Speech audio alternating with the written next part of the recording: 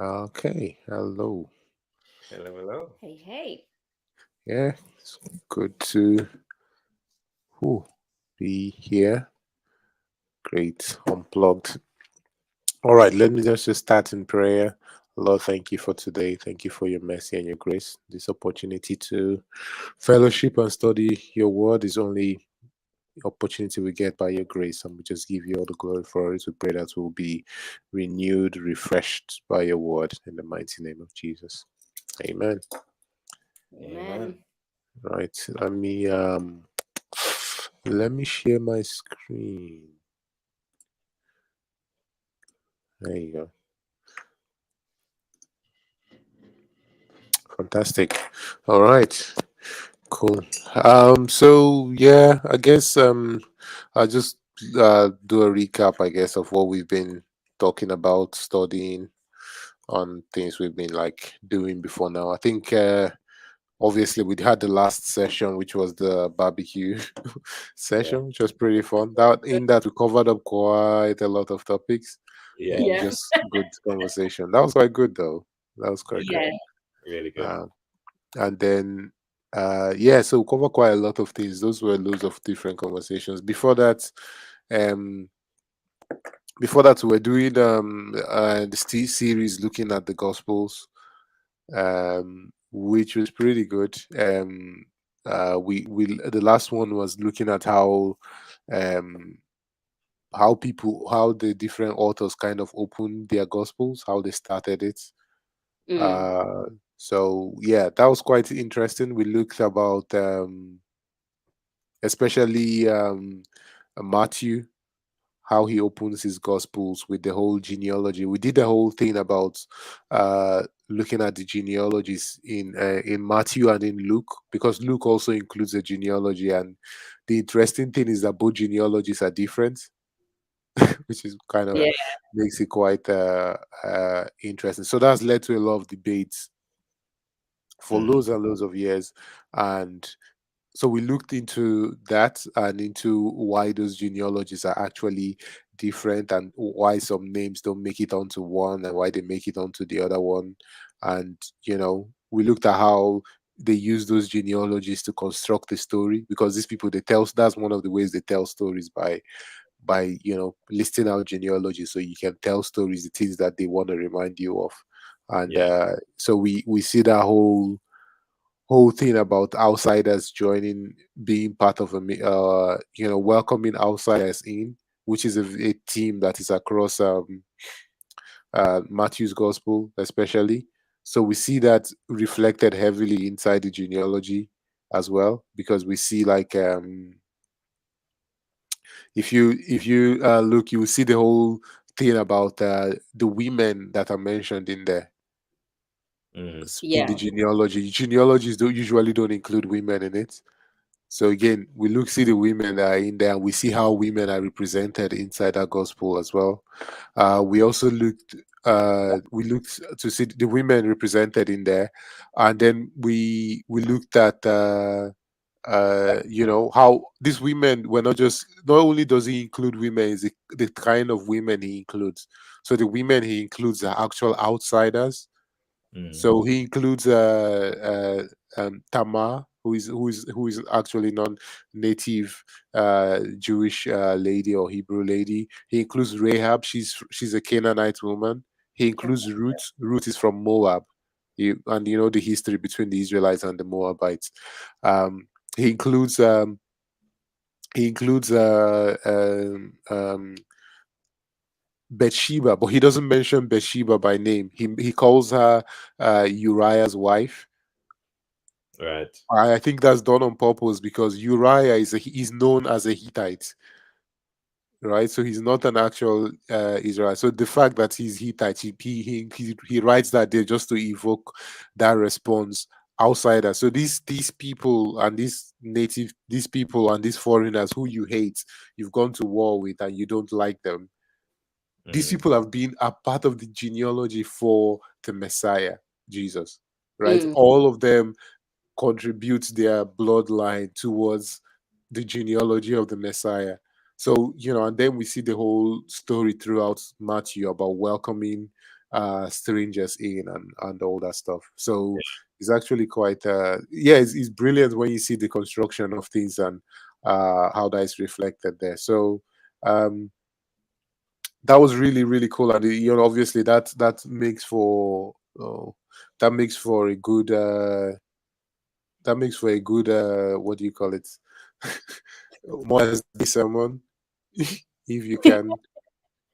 Yeah, it makes for a good Mother's Day sermon if you are able to talk about those women, and the fact that women are included, and but yeah, that whole outsiders bit, and and all that is kind of very important. And obviously we also talked about the fact that he starts off his genealogy. Matthew starts the genealogy off from Matthew starts the genealogy off from Abraham, because he's writing to a primarily Jewish audience, and Abraham obviously is the father of the Jewish nation essentially. Yeah. And but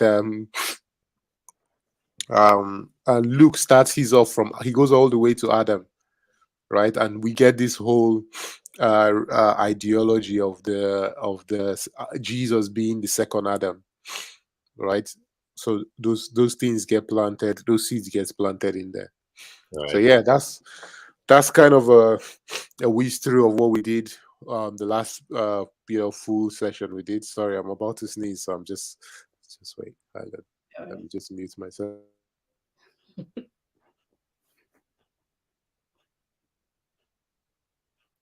It went away. Oh, no. All right, sorry. Oh man. No worries. No worries. Okay, so that's what we've been doing. Yeah, I think that kind of covers our last main session, and obviously we've had a lot of conversations in in the live unplugged, or no, I'm saying live unplugged. God, in the unplugged barbecue that we had, which was really good, well hosted, and loads of discussion points to from that. So I can see Roberta, Abigail, Tresan have all joined. So welcome. Hope you guys can hear me. Hello, yeah, I can hear. Sorry, I'm late. Fantastic. Fantastic. All right. So today we're moving swiftly on. So some of all the topics that we've done this year, we've kind of stretched them out and just gone to them in detail.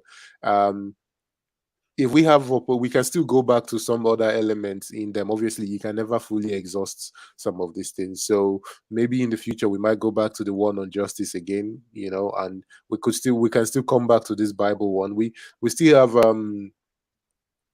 so after today's topic, which we could do for this, I don't know how long we'll be able to do today's one for, but we'll drag it out till we feast on the bones of it, I guess. And then we still have two other suggested topics that are still on the list that we haven't started. So that should do us through, and then we can go back to some stuff on justice, come back to some of the other elements in the Bible. So, and obviously this is to give everyone opportunity. If you're still reading any of those books, Mark, Matthew, Luke, John, just I'm mindful that we don't go too ahead discussing some of the points before everyone has the opportunity to read, to read things and see some things for themselves. So all right, cool. Okay, today we are going to the topic of marriage, relationships, dating, all that stuff. I didn't come up with I couldn't find a funky title for it, so I just put the whole thing out there. Yeah, so actually, strangely enough, this topic is, of all the unplugs we've done, like all the unplugs we've done, this is probably the second time that we're dealing with this. Yeah. So this is not a coincidence, by the way, because this is a topic I always try to avoid. So the reason we're doing it this time around, because obviously the topics that we've done this year were all we kind of solicited, and like everyone had to make their suggestions, and then this one was part of the suggestions, obviously. So obviously we have to do everything. We have to do what people what everyone really wants to know about. So that's why this is here. So I'm doing this not because I want to. Wow. Yeah, sorry. Okay, yeah, it's fine. So okay, let's get into it, I guess. So what let's talk about it. What did someone have something to say? Okay. No? Yeah, let's talk about what's our idea or our view of I think okay, so let me actually just set it a bit better than that. So I personally, or I think that we should start, so rather than talking dating and relationships to marriage, I think we should go marriage outwards, because I feel like um people who are dating or whatever, I guess the target at the end of the day is to end up in marriage. But the kind of marriage you want is reflected upon from when you meet people and where you take that to, right? So for Mm. me, I think, and I learned this from some Jewish rabbi who has good explanations on this. The most important thing about someone that you date or somebody who you date with thinking of marriage, for me the most important thing there is their views on marriage, right? Mm. This day and age, we are seeing that divorce rate is like climbing up and up and up and up. At the moment, I was looking at the statistics for this yesterday. Actually, in the UK, in the England and Wales, is 43%. I think between 41 and 43%. It's Wow. pretty high. They also break it down into obviously age group and uh, um, what was the word they used? Same gender or different gender marriage. Well, I don't know what they use called it, but they use those words. So you I don't know if you'll be, well, 97% of divorces are from obviously male female marriages. So I don't know what that says, Wow. but no, it's but on average, I think on average the typical male female marriages in the England and Wales, or sorry, not on average, the divorce marriages that end in divorce on average they last 11 years. Mm. So that's Wow. pretty, and you find that if you think about that, then most of the people who are getting divorced are actually in the younger age group. The people in the older age group are they're actually lower in the divorce poll, which is a good thing, I guess. I don't know, or a bad thing, depending on the way you look at it. For me, I don't. Those statistics are quite high. It's close to 50% of Yeah. marriages that are almost ending in divorce. This is England and Wales. So I don't know what the view or the look is in other countries. Like obviously, I'm gonna imagine a country with that is very litigious, like the US. I would imagine their divorce rate is quite high or much higher. Yeah. So yeah, so it's quite a weird part. But I actually think that is actually fair and makes sense in that regard. Also, okay, to add another element to this, obviously, a lot of the people who are not getting divorced, they are not necessarily in a very um, ideal marriage situation. So the fact that they are not divorced doesn't mean that things are good. So there is Right. that as well.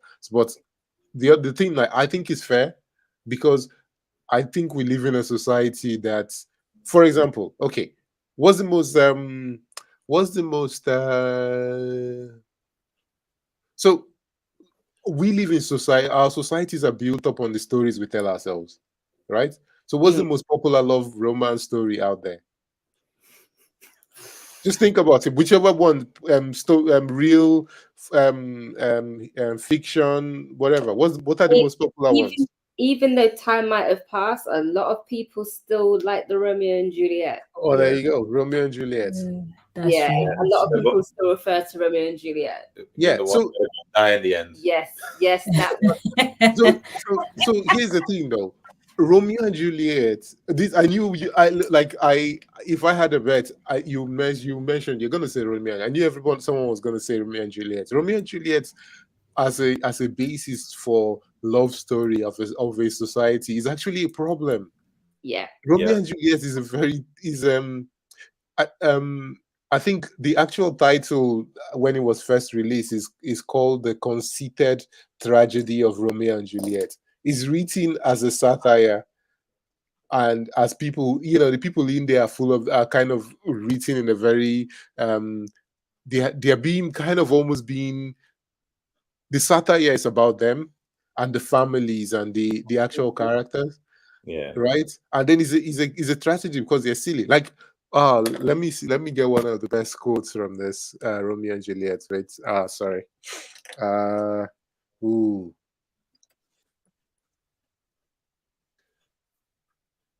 let me see if I can. No, I can't remember the quote. It's from somewhere. Let me see.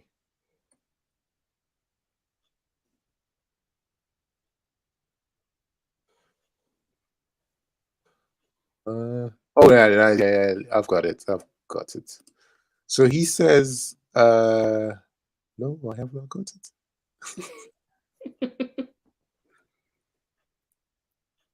Okay. He's in his speech. He says, "Holy Saint Francis, what a change is here! Is Rosaline, whom thou didst love so there?" So basically, the days before, uh, the days before, what do you call it? Romeo sees Juliet. He's actually he's madly in love with another woman called Rosaline, Wow. right? So he's basically Yeah. like saying he can't live Yeah. without her and all that stuff.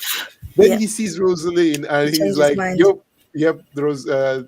he sees Juliet and Rosaline Juliet. is out with her, Mm. and he's now in love with Juliet. And this friar, Father Lawrence or whatever, he says basically like, wait, like, is that it? Like, Mm. all of a sudden your Rosalind is forgotten of, and Mhm. now you're on to Juliet. So he then says that truly the love of a man is in his eyes, not in his heart. I thought that was a very important quote for our society. Mm. In a Wow. society where people believe in, or at least a society that does love at first sight kind Mm. of thing, Mm.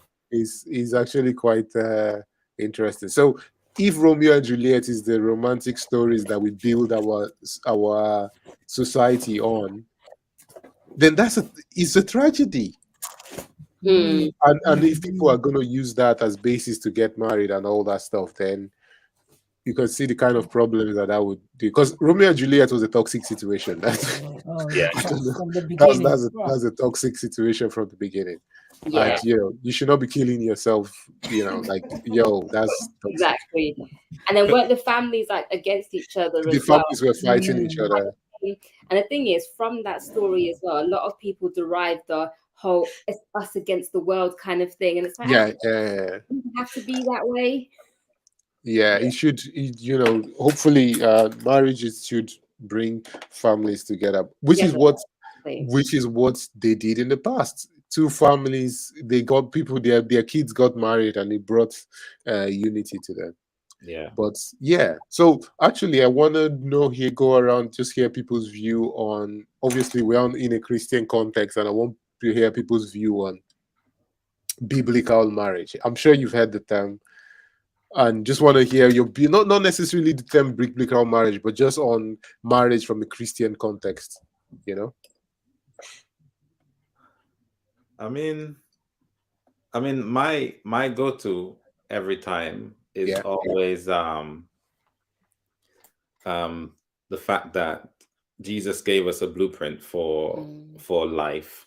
And Yep. one of the themes that's throughout the Bible is this idea of a marriage or a joining of two Mm, Mm-hmm. people or groups or entities to become one, yeah. right? And from the very beginning, the very first story written in the Bible is talks about, one body. It talks, that all of that, throughout. So when I read, I mean, you sent on the WhatsApp to read Ephesians. Yes. And Did you when read the whole of Ephesians? yeah, Oh, Yeah. lovely. Amazing. we let it play. We use the Bible app to play it, That's good. That's pretty good. and like the whole Premise. premise of it is, I mean, from chapter 1 to 5, Mm. basically talks about how to be a good follower of Christ. Most all the themes in it is how to be a good follower of Christ, how to treat people, how to be a good person in this world, Mhm. right? And then in is chapter 6, then he talks about relationships right at the very end. Yeah, 5 and 6. Yeah, towards Right. the end of 5 and into Yeah. you get to going into 6. Yeah. Yeah, he then talks about relationship, and I think that kind of that I think is a really good pattern to follow when it comes to relationships on a whole, but Mm. more specifically, I mean, we're talking about marriage here. Yeah. More specifically, marriage is that you yourself have to deliberately try to be as best a person as you can be, with Mm. the guidance of I mean, chapters 1 to 5 talks about, what Jesus did Yeah. uh, Yeah. in bringing the Gentile and the Jews together as one group by dying on the cross, all that Mm. kind of thing. So by following that example, I think is a really good preparation for entering into a marriage, because you're talking about bringing, when you talk about the two different families of the man, the bride and the groom, bringing two groups of people together, and also bringing it could be two cultures together, and preparing yourself for that Yeah. joining. And I think that is, as an example, is the thing that I always try to emulate in our own life, and Yeah. also to, when we speak to people about marriage and things like that, is to talk about that. And I think that example is a really good one to follow, I think. Yeah, that's pretty good. We're going to come to Ephesians in a bit, but yeah, that's pretty good. I'm actually quite happy you spotted the theme that runs through about how to be a Christian, in this world, or Yeah. in I'm very happy you spotted that's actually quite important to see, so that you don't just, because what people do is just jump in and start reading stuff about marriage, not seeing what has Yeah. come has Yeah. followed it. So yeah, that's quite cool. Yeah, anybody else got anything, their thoughts on Christian marriage views? Obviously, the rest of the people on here are single people, so it's very interesting to hear your views.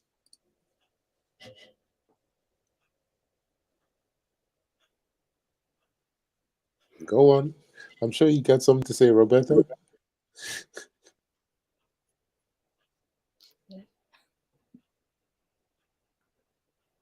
No? Okay. Abigail, Tresan, can you guys hear me, actually? I can hear you. I don't have Oh. anything to say yet. I agree with V. I think Surely that you must have a view on, on what marriage is, a Christian marriage. Surely you must have a view. I mean, come on, everybody has a view, okay. every single Christian. So let's hear it. A view of Christian marriage. Yeah, biblical marriage, Yeah. Christian marriage. Anyone, go for anyone you want. Love each other, serve each other, respect each other, and make Christ the center of it. I think, like V say, if you're both firstly going after being good followers of Christ, then doing that together and on one accord will make the marriage work, Okay. I think. Yeah. But if what happens when, here's the thing, what happens when both because people's interpretation of being a good follower of Christ can be different. Yeah.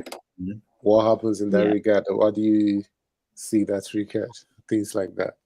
I mean, That's what I think that's something that needs to be like worked out at least before marriage. Mm. Like during the dating, getting to know each other is getting to what does your idea of following Christ look like, and do they align? But Okay. also, even if that changes later on, I guess you constantly grow together in that sense of reevaluating and thinking, well, what do we think Mm. works here? Okay. Very good.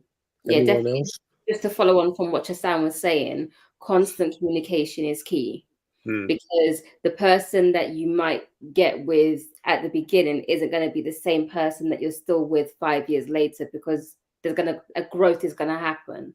Yeah, So most likely. it's always making sure that you're always on the same page, you know.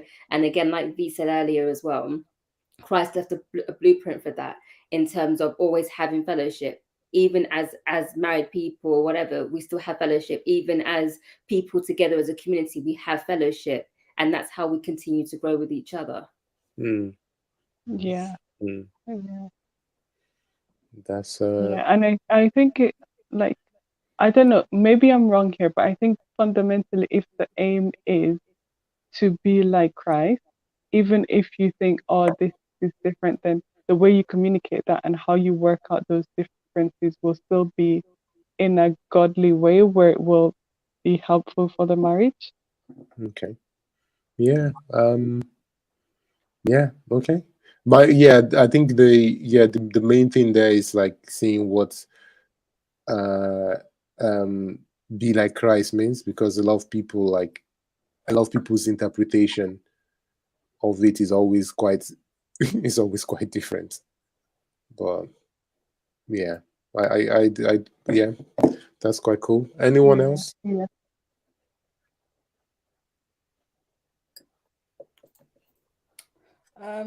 I don't really have much to say because I haven't really thought of Come biblical marriage that on, way. come No, no, on. honestly, I haven't really thought of it that way. But I definitely agree with what Jason and Via said so far. So I'll just leave it as that. But I haven't really thought of it. Like I haven't really. You must have a view of marriage though, right? Yes. Okay, let's hear it. That's what we want to hear. All right. Okay. I guess. I guess for me, it's like like having good communication and having the focus be like Jesus is the focus of the marriage.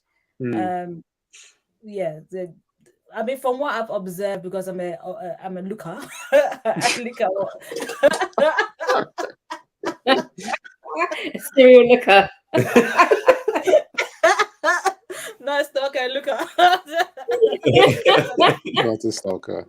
Yeah, it's just like like I find it very interesting, like how people like interact like within the marriage, and you wonder, like, obviously what people show to the world, it will be completely different from how they are behind closed doors and stuff like that. So sometimes I just sit there and wonder, like, what,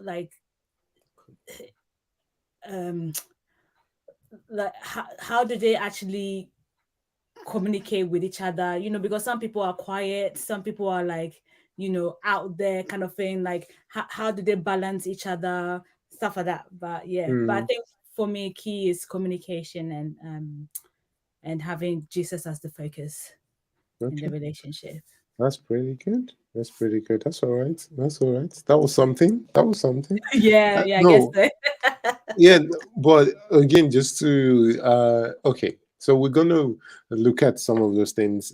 What one the first part I want to talk about as well is, we hear this talked about a lot, and sometimes we actually take it random, like biblical marriage. People always talk about biblical or Christian marriage, and they have a certain view of what that is in their head. And I've heard it a lot. I don't know if you guys come across that term or stuff like that. Yeah, we've heard that term, and it's interesting because actually, when you look at some of the marriages, you're like, rah, nah, I don't want that. I haven't actually heard of like biblical marriage or Christian marriage, but I do like some of the traditional weddings I've been to. They said that this is actually the actual marriage because that's how they say it in the Bible, kind of thing, instead of actually the white wedding and actually going into church and stuff like that and get married from there. So that's what I've heard, but I haven't actually heard of the Christian or biblical marriage.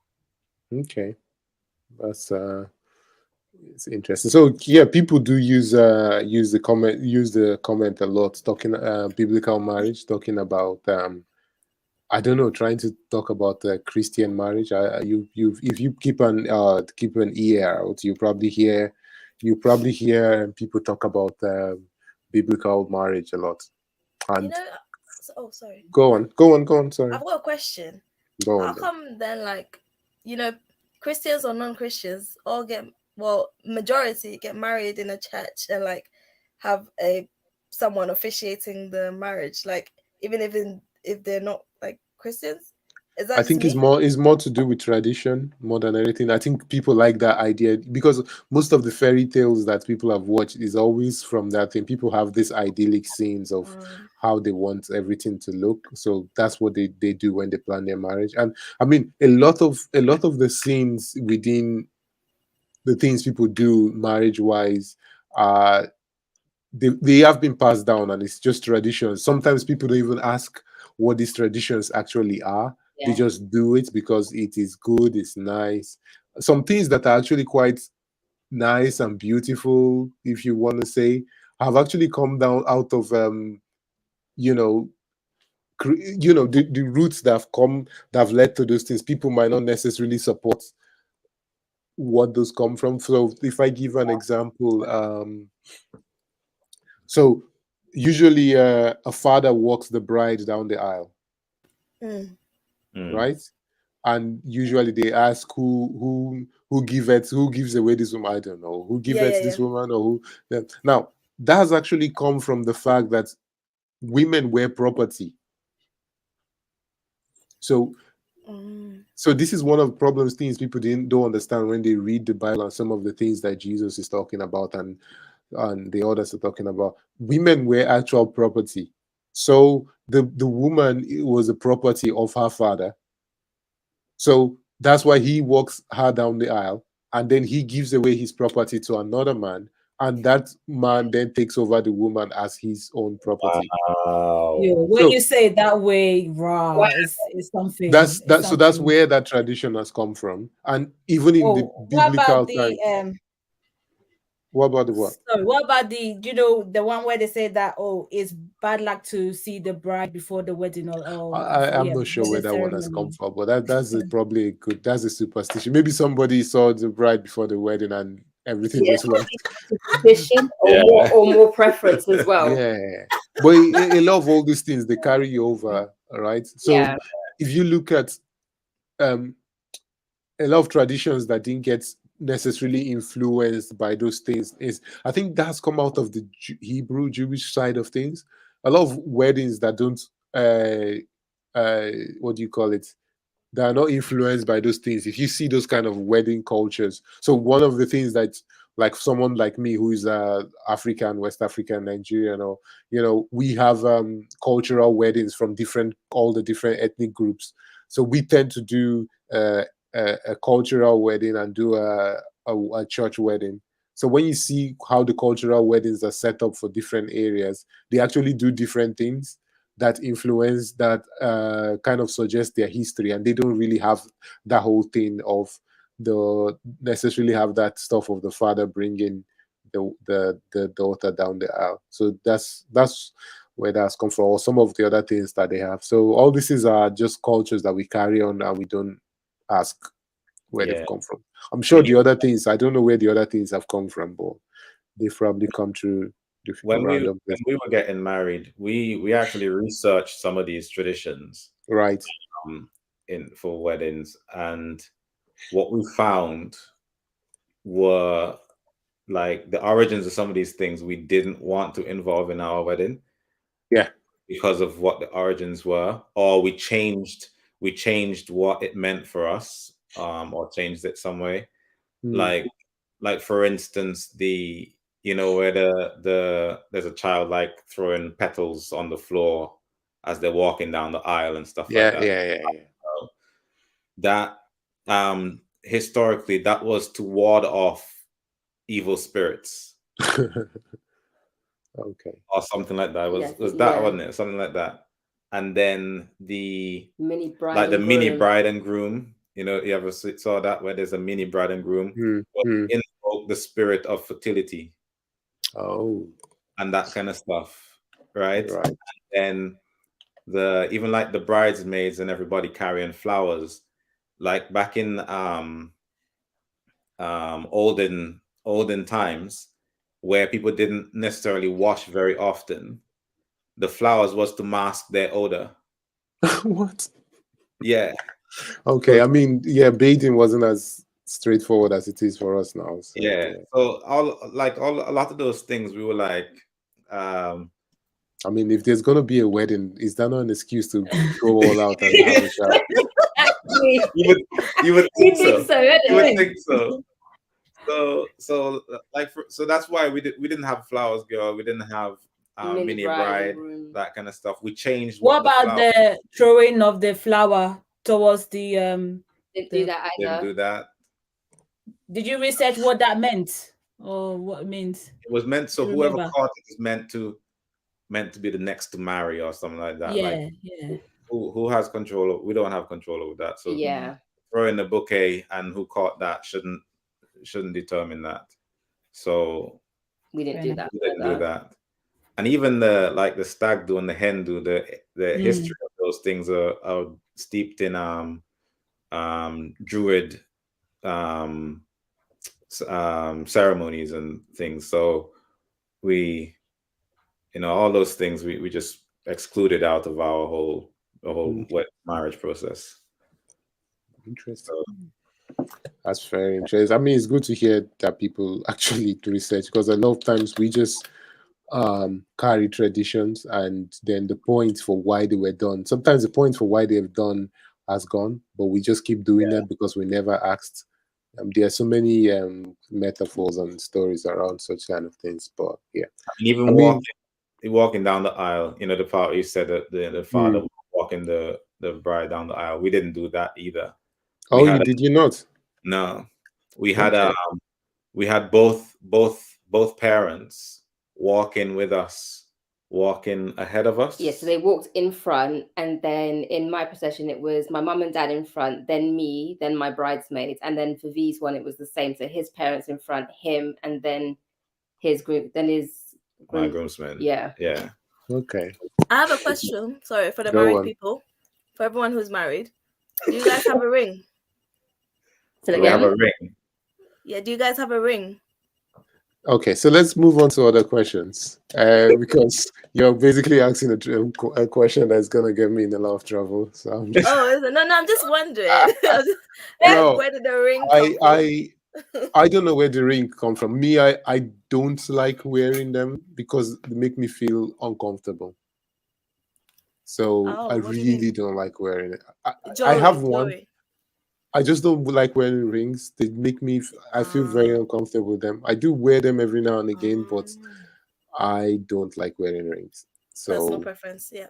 I think it's kind of, so I think, I don't know where it has come, but I think obviously the engagement ring has come out of an advertising. So one of these companies that owned, they managed to, this British guy, I don't know if it's that guy, that's French. This was a British guy who managed to find some mines in South Africa, around Southern Africa area, and loads of diamonds in there. And he basically was sitting on diamond, and they had to sell diamonds all over the world. So they started like on a very aggressive ad campaign. And that's where the idea of diamonds are a girl's best friend, that whole advertising and the whole proposing with an engagement ring, that's where all the idea came from. It came from advertising. They wanted to sell diamonds, and they made loads and loads of money from it. So that's why people, and that's where the idea of spending is it 2 months salary and all that, that's where the idea has actually come from as well. No, So yeah, How you guys so just like no. it's a lot of it is a lot of, sometimes it's a lot of money to That's spend crazy. on a Absolutely ring. crazy. madness.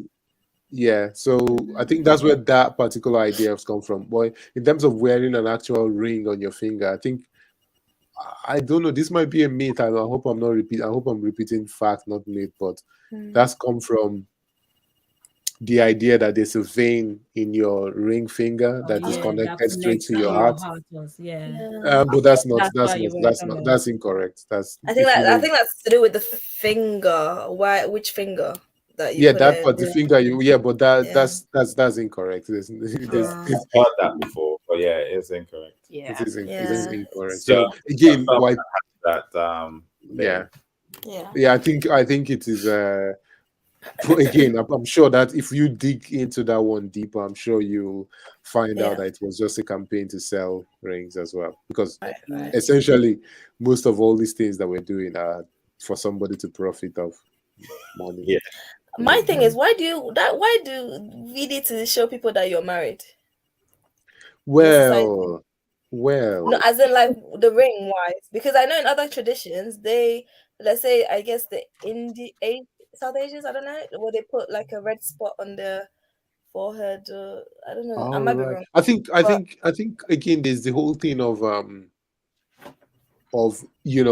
kind of saying like, okay, this person is married, they're kind of off the market, so leave them alone.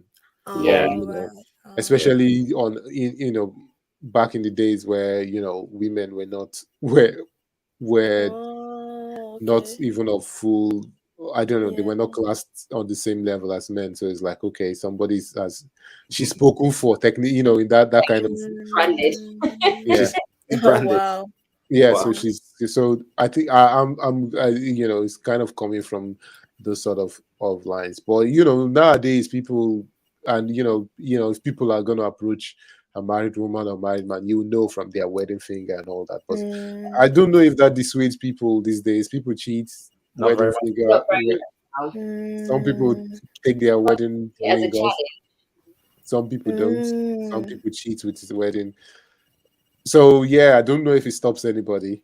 Some women wow, look for married men; they prefer married men. So But yeah, in some cases, whoa, though, it can stop a conversation before it starts. Like for people who still have that hold, respect, yeah, yeah, yeah. the symbolism of marriage, then it would stop a conversation this before it is starts. For that's other people, you can just yeah, quickly flip it and be like, taken, sorry, conversation. Yeah, but right, again, that's where that leads to that conversation of, for me as well, it's like how important does somebody view marriage? Yeah. Because mm, if somebody doesn't view marriage as important, then they will go, yeah, well, you can still meet somebody better and upgrade and move on from this wife you've married, because people are getting divorced at a very, very Quick, right? quick rate, that's because really true. get Yeah, they in, don't. get out. Yeah, Well, if you I don't, feel if like you, because I feel like because divorce is now easy to yeah, actually like file and stuff. So and a lot. now you've now got no fault divorce as well. That you don't have to, be I think anybody's not separated at for fault. that long. Everybody's Yeah, fine, yeah. Yeah. And you're and they just they, they, divorcing and they stuff like love that. each other, but they're getting divorced. Oh my Yeah, goodness, yeah. that's mad. And as I feel like also people like fantasize the idea of marriage as well, because like aren't you supposed to work through your challenges? Like I guess if one little challenge comes along the way, you're like, I can't deal with this It's not for anymore. Like me. it really does struck a chord, because it's like, how did you decide that you're gonna actually like, what was marriage in your eyes to begin with? Yeah, If you feel like this that is too that much, it's like but selfishness, okay, is it? okay. Saying that, okay. Let's. This is going totally out of what I planned, but let's just go into a random place now. No, saying that, what did you guys think about the entanglements video? Will Smith and Jada. I knew you were gonna bring Hey, that. No, Aaron's I open want to you've hear opened, your thoughts on yes. that. Hey, Because for come on. me, that was a very important point It culturally. was. Yes. So, but I want to know, what are your thoughts on that? You're Are we saying going that, in order? No, just you. Yeah, anyone. Just well, you asked about. You talked about people Oh fighting through yeah, their challenges and all that. Well, those are yes, two people who are in a yes, serious challenge in their yes, yes. entanglement. So what do you think? What are your thoughts Yes, on that? I'm glad. Yeah, oh my goodness, that one actually is very eye-opening in the sense of like you really don't know what's going on in people's lives in terms of their marriage. You like for them, I guess they portray a certain look. Obviously, they're celebrities, but Yeah, they've portrayed a certain idea of like family. To begin with, I believe that Will was married previously or something like that, yeah, and yeah, then yeah, that whole situation happened. So for this entanglement it actually came up in the open, I was a low key not surprised.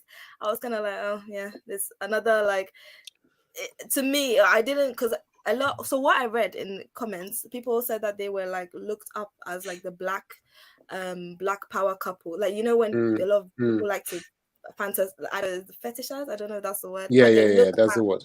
Mhm. yes, they look at this couple and they're like, oh, that's how we should be, you know. But then for Mm, this entanglement to so for if we look deeper into it, it was like the third party in this case was going through something, and then the the wife of the situation when she I guess took advantage of the situation, whatever you want to call it. This is just a what do you call it, hearsay, I don't know, mm, but the fact that she's able to sit there to the husband and say, oh, it was just an entanglement, just shocks me. Like, how would you guys feel if your significant other just said, oh, just something like entangle, and the way Will look shocked, it just shows to me that there was no communication there to begin with. And before I continue, sorry, I might backtrack. I did listen to a talk show before with a particular person who said that before you have for her in her marriage, if she even begins to have second thoughts or like to have like problems, she brings it up straightforward to the man, whereas the other ladies in the panel were like, what, like no, like what? And she's like, yeah, she will bring it up straight and talk about it. So it seems like there's a I don't know, in them, so they are celebrities as well, so it, like in that point of view, it's just, I don't know, I was just shocked. That's all I'll say. That's my personal opinion about the situation, but mm. also low-key not surprised that this kind of thing happened, and the fact that they're still together, I don't think it's a happy relationship, not gonna lie, sorry. Okay, okay, okay. Anyone else thoughts on that situation? So for me, and this is the for me, this is why I don't really want to speak on their own thing per se, but I found it a very important cultural point in where we are as a society, is that ever since then I think people have basically been saying these two people should just get divorced and stuff like that, and especially what Mm, Will went to do with himself this earlier this year, and how people are just calling it a very toxic situation, get divorced and all that. But before that, people were happy to live in this ideology or this mythical thing that, oh, these people have this marriage where everything is so easy, everything is so this, everything is so that. They even have maybe mm, open relationship or even and whatever, and they did that. But when they now peel back the curtains and like reveal like the struggles that they've been through, right, and all the difficulties that they've had to go through. Look at this. These are married people who are trying to maintain a relationship while being at the top of Hollywood. Mm. Now, let me actually just put that into a bit of context for you. We we in our society, we have like a beauty standard that we promote. The Mhm. people that are used to promote the beauty standard that we hold up to are in Hollywood. These people get to work with the men and women whose bodies are used to promote our beauty standards. They have to work with them, and sometimes work with them in compromising positions as well, right? And you saying that that's not going to test their, do people expect that, oh, that's not going to test their relationship as human beings? Of course it is. So they've had to deal with a lot of struggles, but my thing was just seeing the reaction of society when they peel back and say, you know what, this has not been a picnic, it has been difficult, and we've overcome this, and whatever we're going through now, we're going to get through it together. And people just pushed all that side of things out and just went, nah, these people toxic, Yeah, get divorced. yeah. Do you know So what? I think it's go on. sorry. Sorry, I was just gonna say I think because they have a record of like the whole Jada and her past. Like I think people I agree with you with how it's revealing about cultural society because not only in marriage, but sorry, in terms of like I don't know if you heard about the cancel culture thing. Yeah. Have you heard of that? That is Yeah, very cancel. like silly to me because Yeah, it's like yeah, 1 minute you're hailing these people up, you're all like yeah. you're The next minute basically they're dead to you. and then by you look in your own life, you're not perfect. So I mean, I don't really I don't pay attention to what people were saying about they can have their Hmm. opinions. I just think I completely agree with you. It's Yeah, quite no, revealing. I think I'm tired of reading any news that relates to them, but I just found that a Mm, very interesting cultural moment to see the mm, reactions that people have had since then, because mm, it just shows a society where immediately there's any form of difficulties, they mm. just run and okay, that's the end of that. Like But if so everything is meant to be rosy and that you're not going to face challenges, you go into anything like, okay, you can control what you can control, but you know that challenges will come about. You only have to set yourself, and that's why I say, for me, and the most important thing for me is like, okay, what does somebody believe about marriage? Yeah. What, because that guides the mentality that they will have into it. If I looked at me, I looked at that video and saw, okay, these two people that are going, yeah, we're gonna work this out. We're gonna that's a mental. I don't know. I like to be with in a situation in anything I'm doing. If you're working with someone and the person is like, yeah, we'll find a way through this, or the person is like, you know what, just chuck it away. I those are those are two different ideologies that you might want to think, you want to think about, right? So do you also think, because I've just put a question, we should yeah. blame like fairy tales? I Because I know that adults are adults, yeah, but let's be honest, they were children at some point, so they no, probably also still have no, the yeah, no, no. you're right. No, but here's the thing though, like, um our societies are built on stories. The Yes. stories we tell ourselves are the things that guide us through society. There's a reason why Jesus, his much of his preaching is based on parables. Stories are the things, our cultures, our foundation of our cultures are built on stories.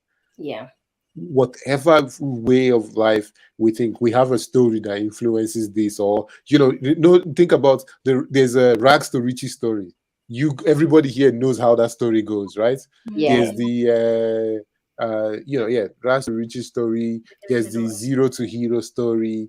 There's, we have all these stories in society that, you know and our But society is built on it, like yeah. the fairy tale love story, and there's the high school love story as well. There's all these different kind of stories. Somebody just needs to say the name of it, and you know how the story goes, right? You don't need anybody to tell you.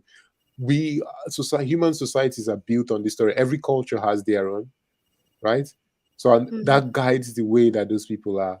And So unfortunately, as well, fairy tales is something that's been embedded from since a very young age, because that's predominantly what comes through in terms of programs or movies or whatever.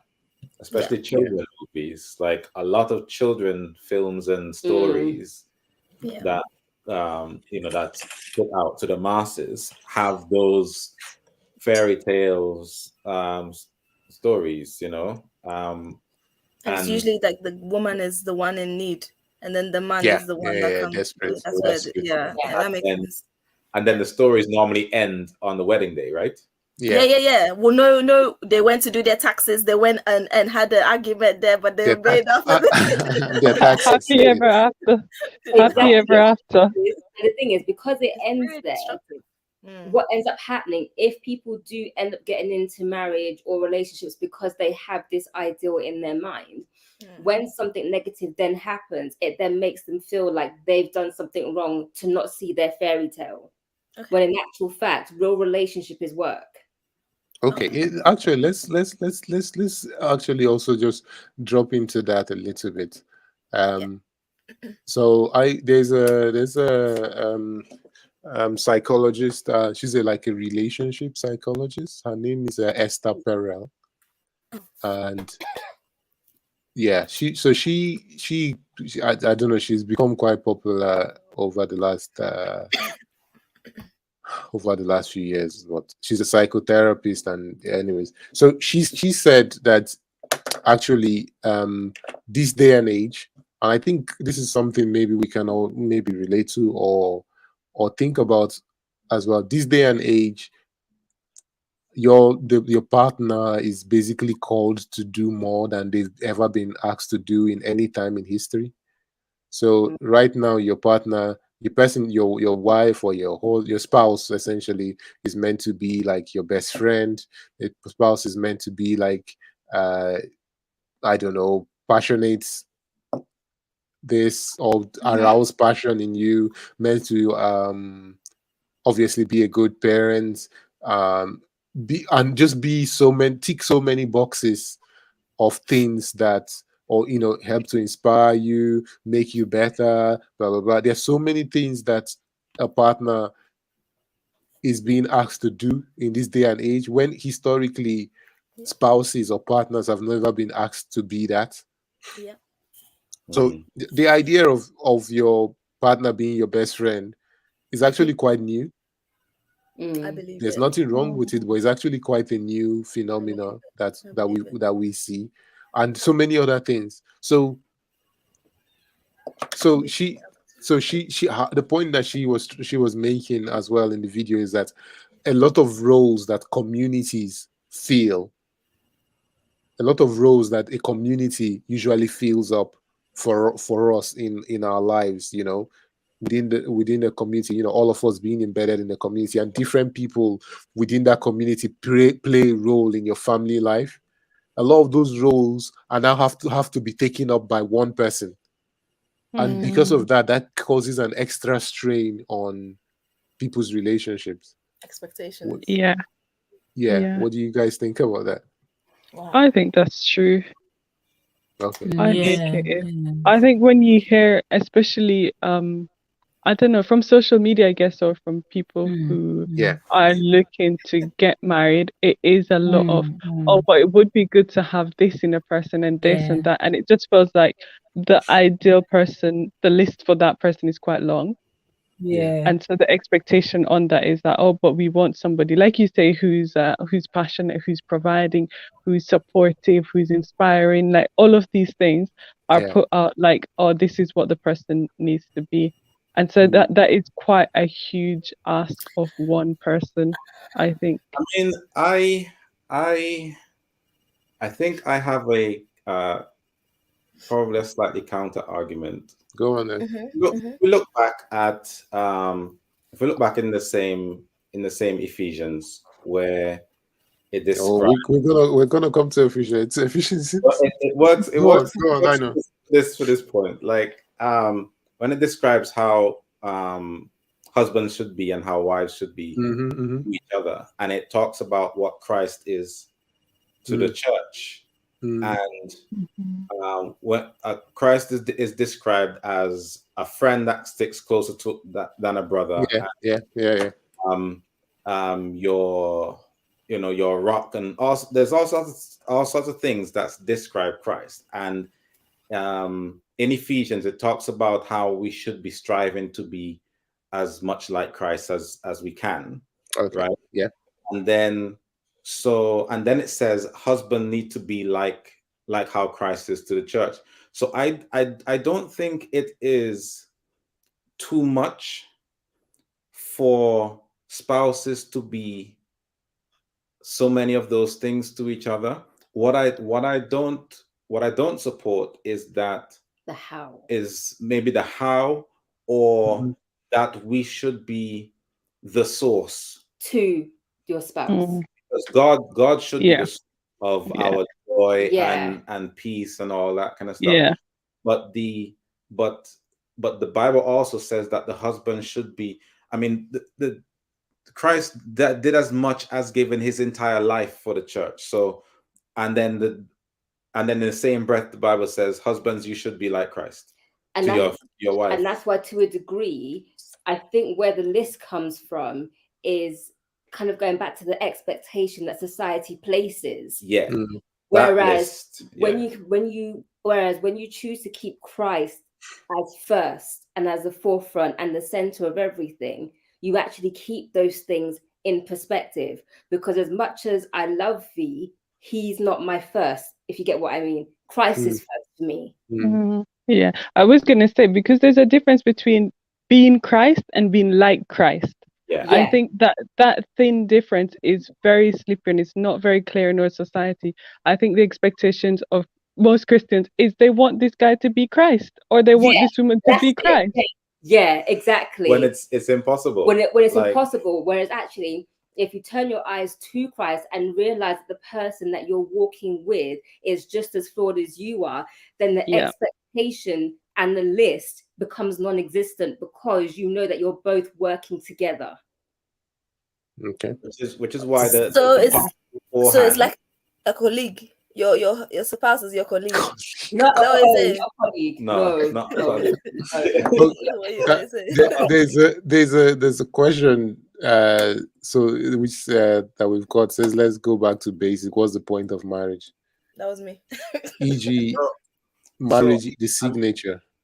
so so I have a um I have thoughts on that. When when we look at the first story of marriage in the Bible with Adam and Eve, right?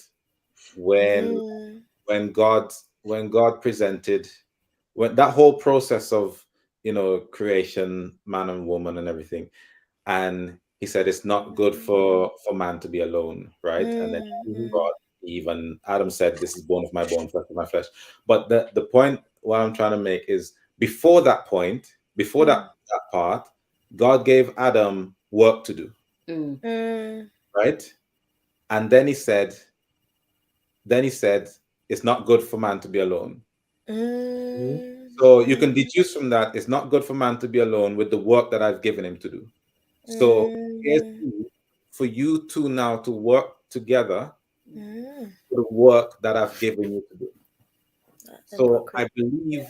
my belief now is that a marriage is supposed to be for two people to come together to fulfill a purpose that God's given them Mm. for. That God's that work. purpose that can only be fulfilled. I'm not saying that it always has to be a marriage for two people to, because two friends can fulfill a purpose in life. Mm. That's on a different Mm, level. But for the kind of purpose that only a marriage bond can mm, bring those two people together to fulfill, I Mm. think that's the point of marriage. So mm, yeah, I mm. think that's the point of. So while Okay. I think that while I agree with that, I think though the Genesis 1 itself, and that's, oh, this is Genesis 2, that whole path of um it's not good for man to be alone. I think that is bigger than just is Yeah, bigger than It's bigger it's bigger than than that. yeah. Yeah, but marriage. Marriage is in it. Yeah, Marriage is in yeah, it, but part of it's it, yeah, but obviously there's a bigger, yeah, yeah, yeah. That's important. And I yeah. just to stay on that. Um, so we'll discuss the Genesis there. I think maybe we should jump into this Ephesians thing. So, anyways, let's just to before we go into Ephesians and that. Um, so Robert, are you happy with that explanation? Yeah, yeah, yeah. Okay, fantastic, cool. All right. So before we just move on to Ephesians, I think one of the things that I just wanted us to actually try to cover up today is just this idea of a Christian or biblical marriage, which people throw around a lot, and where does that really come from? Because a lot of the marriages in the Bible, you know, there are things that are at odds with the cultures that we come from, right? So, Mm, and they don't necessarily, in one, again, we see the struggles of their marriages, and we see the difficulties of their marriages. So they don't always hold up all the best elements. So if you start with Abraham and Sarah, um and Abraham was Sarah is Abraham's stepsister, or something like that. So, and so I don't know if that's the kind of situation you want to hold up. And e- even I've actually heard this. I've not really studied it properly, so it's something I need to go and study. But if you look at this is one of the signs of the fall as well, that I heard some um, guy talking about. But Adam and Eve, if you look at that story, Adam names Eve after the fall. He doesn't give Eve a name before the fall. Oh wow. interesting. Think about that. He names Eve after the fall. So this is some people have, or some areas they've looked at this as this is where the start of there in one of the causes is that man shall rule over the woman, or the woman shall long for the man's rule over her. And Hmm. you see I when see. God is getting angry with them, and all of a sudden Adam is saying, "You're bone of my bone, flesh of my flesh." You're like, bruh, that's not what we're talking about right now. We're asking what you guys did here, and you're talking about bone of my bone. So there is all that that's come from there, and that's when he That names Eve makes in sense. that period, not when things were actually right. So there is um Mm, that's like a hint from the authors. They're like, oh, deliberate. okay, this Yeah. this this this this is the start of dominance and rule. But Yeah. again, we look through the marriages, especially in the Old Testament. There's try to remember some of the marriages. Isaac and Rebecca. Isaac and Rebecca. Rebecca. Abraham sends his servants to go back to his hometown and find a wife for his son, and he just comes back with Rebecca, and Isaac marries her there on the spot. I know a lot of 21st century people are gonna accept that, right? But Hmm. arranged marriages still happen, so there's an argument for arranged marriage. I've heard very good arguments. So one of the things that I try to, someone has told me about, and I try to do is like, whatever viewpoint you disagree with, it's always good to hear from the experts on Mm, that, right? Whatever point you agree with, you always know the best argument for it. You've always mm, listened from the expert view on your part. But mm, usually, when we disagree with something, we don't. We only hear the straw man argument of it. We don't actually mm, hear the best. So I've heard some actual very very good arguments for arranged marriage, but you know, Me you, too. mm, there is a there's back and forth there. So my culture doesn't allow me culturally. I just can't. mm. No. But I've heard some good arguments that make me go, huh, okay, that's quite interesting. So there is that. Then, That's arranged marriage. God arranged it all. well, there you go. We can say that. Uh, yeah, I mean, there is a part of the Bible that God says, if whatever woman you choose to get married to, so it's kind of hinting like, look, I'm not involved in. So one of the laws in Exodus, there's a law about if a woman chooses to get married to this man, and if a man chooses to get married to the woman, then they have to do this and that. And it's like, oh yes, that's this God saying, this is your choice. I'm not the one telling I'm you not to get involved. married to anybody, but you can read that into it. But no, but the so if we go on again, the next one is Jacob. Jacob and Rachel. Oh yeah. Jacob marries Rachel and Leah in the same week. He marries two sisters in the same week. So Sorry, that's that's what that funny. yeah, and obviously a lot of the kids from Jacob have come out of not all the children of Jacob are from his wives. Some Yeah. of them are from their handmaidens, kind of like their slaves. So that's Yeah. where that Yeah. whole series, Handmaid's Tale, the idea behind that story has come from. Moses and Obvious. Zipporah. Oh yeah, Moses and Zipporah. That's a good one. Moses married Moses Yeah. married a black woman. So Yeah. Moses. I like that dude. Married a black woman. Hey, that's Represent. hey. You can't like. That's just That's just it. yeah. That's So nice. she's So when you see Kush, or Kush, the area of Kush when you hear the people, someone who is Kushite or from Kush, that's somewhere around the Ethiopia, Sudan basin in Africa. So Wow. she's from around that area. So yeah, and there are hints that she was definitely black. So Moses married a black woman. That's Yeah, man. hilarious. Yeah. Yeah. So yeah, thumbs up for Moses, eh? Okay.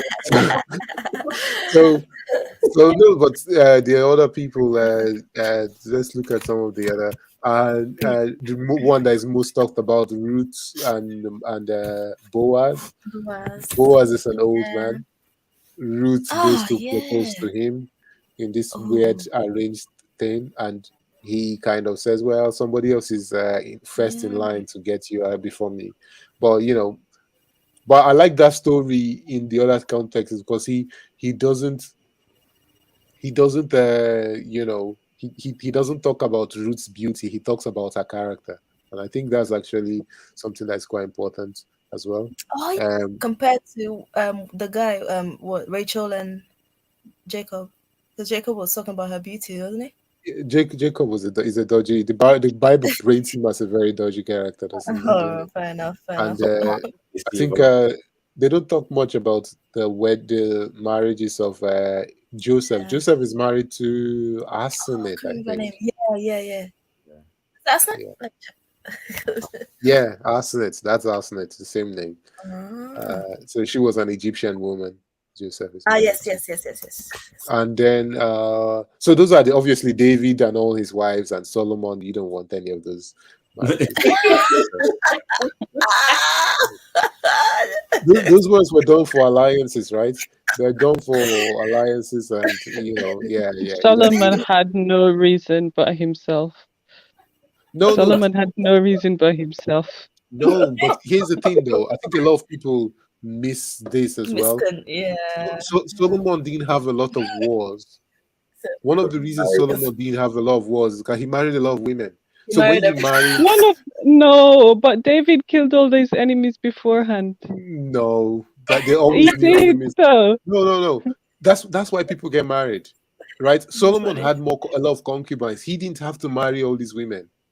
But the man saw them and liked them and married them, and he was rich enough to do it. That's a good point. Yeah, Let's talk about he that. was rich enough to do it. Yes, and there were a lot of concubines, but he didn't. Solomon could take a lot of women that he wanted, and he did, but he married these women. A lot of foreign. Again, don't forget the laws of. If you read in Deuteronomy, there's a law that the kings have to. So the Solomon story is an interesting one. So if you read Deuteronomy, so before you read Solomon's story, read Deuteronomy. Towards the end of Deuteronomy, Moses gives a speech, and he tells the Israelites, like, look, I know you guys are hard of heart, and you guys are going to ask for this, and you're going to ask for that. Don't ask for a king.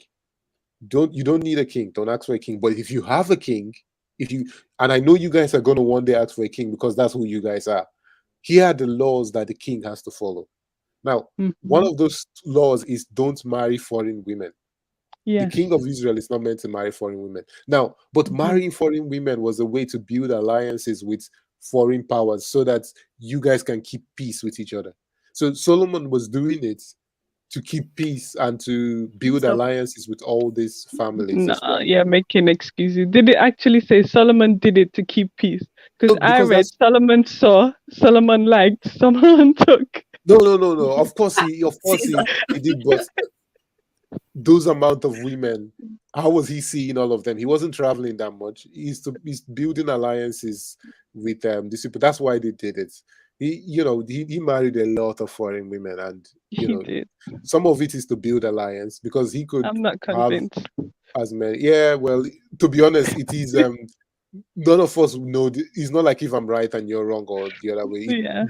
Only Solomon and the people of that time can tell us the truth 100%. But Mm, yeah, I think that was in part led to why there was no love wars. I don't. David didn't kill every single enemy.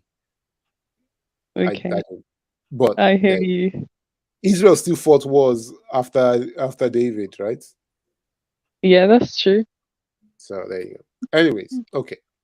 So there is all that. One of the things about marriage and setup has come out of Ephesians. So finally, let's get to this Ephesians so that we can cover things tonight. The whole idea of marriage, and obviously V, you've referenced some of the things that have come out of Ephesians, because a lot of people, the idea people think about marriage in terms of, I'm sure all of you have heard wives submit to your husband. I'm sure you've never, there's no way you've been in church without hearing that whole thing. So in terms of how the setup of marriage is, the wife being kind of submissive to the husband, and this whole idea of a submissive woman marrying a submissive woman, blah blah blah, all that whole stuff, people always put that in from the Bible. So I want us to kind of talk about those things in terms of the setup of marriage in that regard, of what the Bible says regarding it. And then we'll talk a little bit about what Jesus says about it as well. Okay, cool. Yep. So Mm-hmm. in doing that, let's we have quite a lot of verses here. I really did want us to read all of Ephesians 5, but we'll go through it. So just to put a recap again on Ephesians. Ephesians is a book that Paul writes to a lot of those churches in and around Ephesus, and he most of Paul's letters is writing to address a particular problem or issue. This is one of those letters that is believed that he didn't write to address a particular issue. He's kind of laying out his view of God's kingdom, the kingdom of God, and all that. And so he spends a first part of it talking about, well, greeting people, and then talking about how God has rescued us from the powers of darkness, and the work that Jesus has done to bring about salvation, right? And then he then starts talking about new creation. What does new creation look like? As all of us as humans that live in the new creation, how are we meant to behave? How are we meant to treat people? How are we meant to interact with each other? What does that actually look like? Right? So we'll just jump in chapter 5 and just read chapter 5, and then we'll pick out some themes in it. Okay. Yeah. I don't know if Roberta, if you're gonna help us in reading. Okay. Your official reader, so Okay, no worries. Okay, reading from verse 1. Therefore, be imitators of God as beloved children, and walk in love, just as Christ also loved you. Sorry, just as Christ also loved you and gave himself up for us, an offering and sacrifice to God as a fragrant aroma. But sexual immorality or any impurity or greed must not even be mentioned among you, as is proper among saints. And there must be no filthiness, or foolish talk, or vulgar joking, which are not fitting, but rather giving of thanks. For this you know with certainty, that no sexually immoral or impure or greedy person, which amounts to an idolater, has an inheritance in the kingdom of Christ and God. See that no one deceives you with empty words, for because of these things the wrath of God comes upon the sons of disobedience. Therefore, do not become partners with them. For you were once darkness, but now you are light in the Lord. Walk as children of light. For the fruit of the light consists in all goodness, righteousness, and truth. As you try to learn what is pleasing to the Lord, do not participate in the useless deeds of darkness, but instead even expose them. For it is disgraceful even to speak of the things which are done by them in secret. But all things become visible when they are exposed by the light, for everything that becomes visible is light. For this reason, it says, awake, sleeper, and arise from the dead, and Christ will shine on you. So then, be careful how you walk, not as unwise people, but as wise, making the most of your time, because the days are evil. Therefore, do not be foolish, but understand what the will of the Lord is.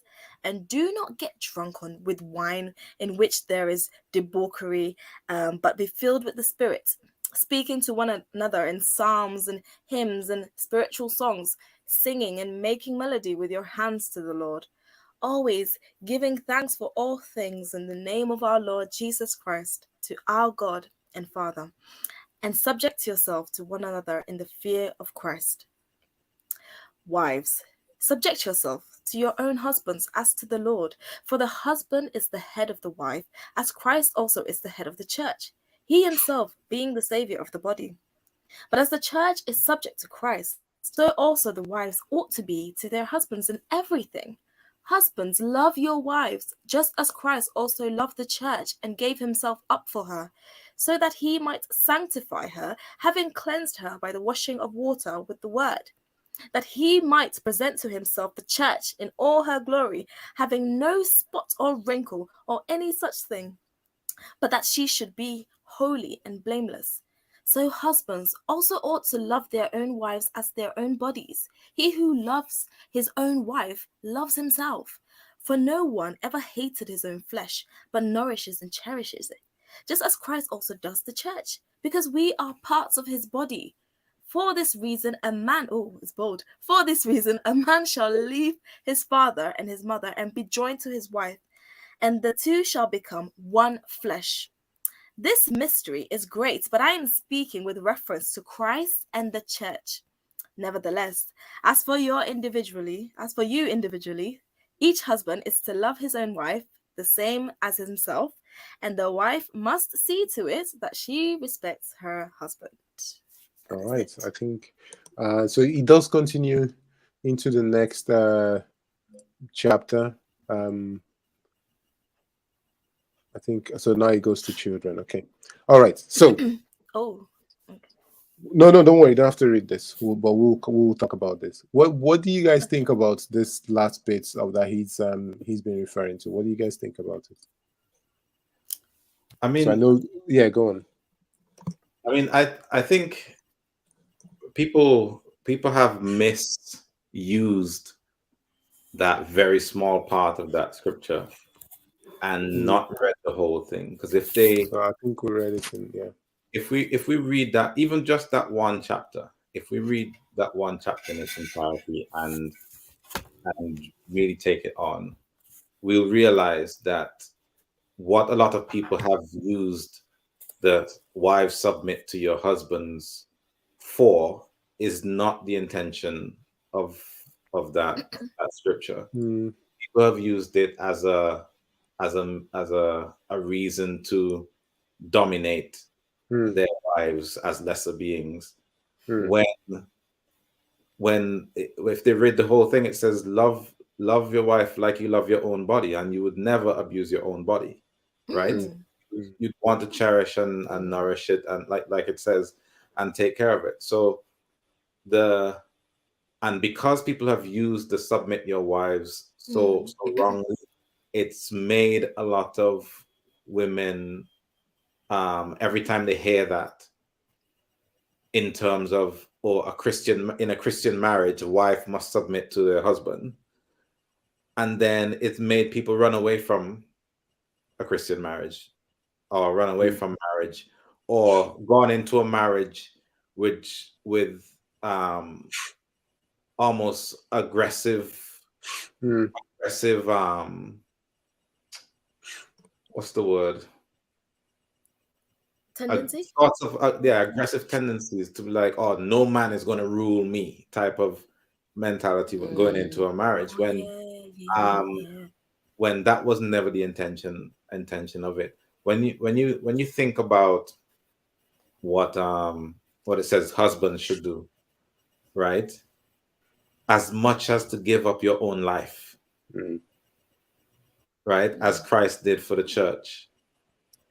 Like husbands, a lot of men like forget that part.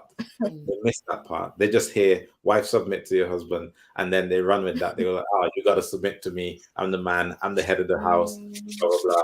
When the Bible is saying, dude, you've got to give up your life as much as your whole life.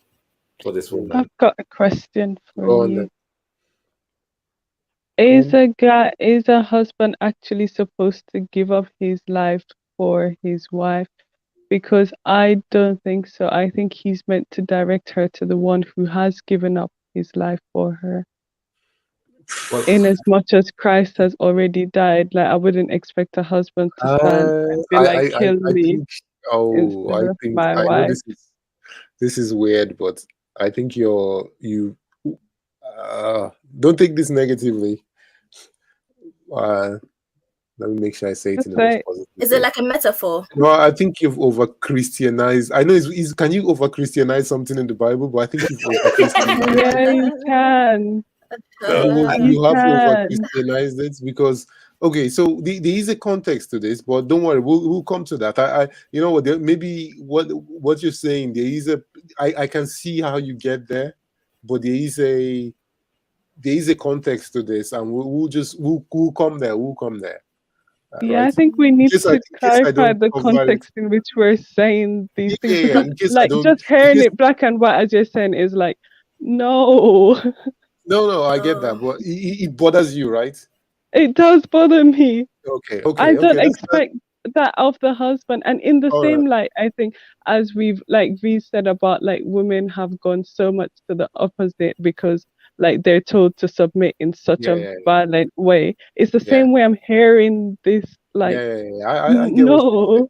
I get what you're saying. But we will come to it. There is a context there that we will come to. But yeah, it's fine. You go on. Sorry, Vic.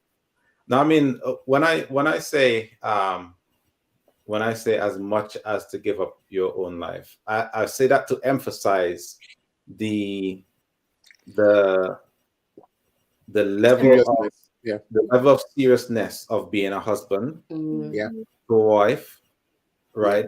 That it's not a position of dominance, Mm. because before that section, there's one line that says subject yourselves to each other, right? Mm. So it is of equal importance. The two commands for a husband and a wife are of equal importance. And when the Bible describes husbands to be like Christ, even as Christ gave his life up for the church, that is a way of emphasizing the importance and the seriousness of how to be a good husband. Yeah. I'm not necessarily saying that Yeah. I have to, but the thing is, I will, if I have to, if it comes down to it, Disclaimer, I will. I will. If it comes down to, if for my wife to survive, right, I have to, whatever I need to do results in my death, I will, right? Because that's a sacrifice that Look at arrows. make, No, right? I'm yeah. No, that's good. What I'm saying that to say that the seriousness of what it means to be a husband is what this Deeper. emphasizes. It's not a place of domineering or of being domineering over your wife.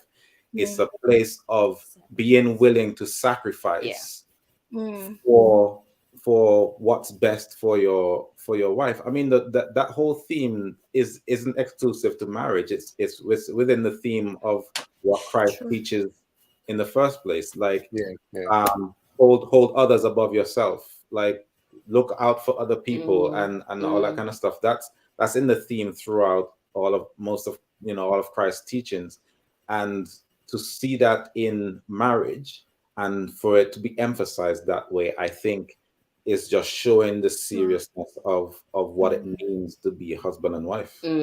Makes sense. Yeah, that's pretty good. Actually, you've covered quite a lot of stuff, which is really good. I'm very happy. No, I'm very happy because I always want everyone to read it and have their thoughts. And most times when you read it, you find out that you actually get the gist of it, really, because once you read everything together, it just fits in. Yeah. Rather than just jumping in. But here's the thing. Okay, but the part that I like that you got that from it as well, without even the context, which is the positive part. So the part that I think this is the part that maybe that could be troubling to maybe Tresan or someone else that reads this is that one thing that we don't realize when we read this, that we're reading something extremely revolutionary, but we don't know it. Mm. So just imagine. Let me see if I can give you guys a bit of context. Just imagine. Ooh. Just imagine. Okay. The other day I was hearing I was watching one of those Commonwealth medal ceremonies, and they were playing the Scottish national anthem. I had no idea. I've never heard Scottish national anthem really. So, but just think about the UK. Is it the UK or the British national anthem? God Save the Queen, Mm. right? Right? God save our Save gracious me. Queen. Right? You know how it goes. You guys know how that goes. So just imagine on some national stage, everybody in the UK is watching, and this guy stands up there and says, "God save the Queen." God save the guy on the Great. street. Oh. On the streets. Yeah. So you see, you're expecting it to go, God save our gracious Queen. But the guy says, no, God save the guy on the streets who doesn't have a home. God save the people who are gonna be who cannot afford to heat up their homes with all the rising energy bills. God, do you understand? Now we're expecting it to go one way, but this person has turned it around to say something else. That's what they're doing here. So okay, this is actually a very common thing that we get in the ancient world. They are known as household codes. How Ooh. so? Just looking at the Roman world. So I don't want to. Let me try to simplify it as possible. Obviously, the Romans they were very they wanted peace, but peace on their terms. So we've talked about how peace is very cultural. What Mm. peace means to this person means something else. So, like the Jewish form of shalom involves a lot more than lack of conflict. Now we are influenced in this sense by Greco-Roman world. So peace for us means lack of conflict. But there are people sleeping on the streets. A lot of people cannot, they're talking of, you're listening to the news, they're talking of old women who will not be able to heat up their homes in the winter.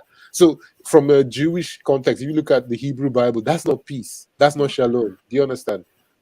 For now, because we're influenced by Greco-Roman world, peace means lack of conflicts, even though everything else is, but there's no conflict, so there's peace. Yeah, so people tell you protest, but don't disrupt anybody's day. But how do we protest if we don't disrupt people's day? That's the whole point of protest, to disrupt your day so that you listen to us. Okay. But what they did was they made sure that all the household, everything is arranged underneath the emperor, right? So you have like households make up societies, which make up communities, which make up states, which make up provinces, which make up countries, which make up which form all the collection that forms the stuff underneath the emperor, right? They want peace.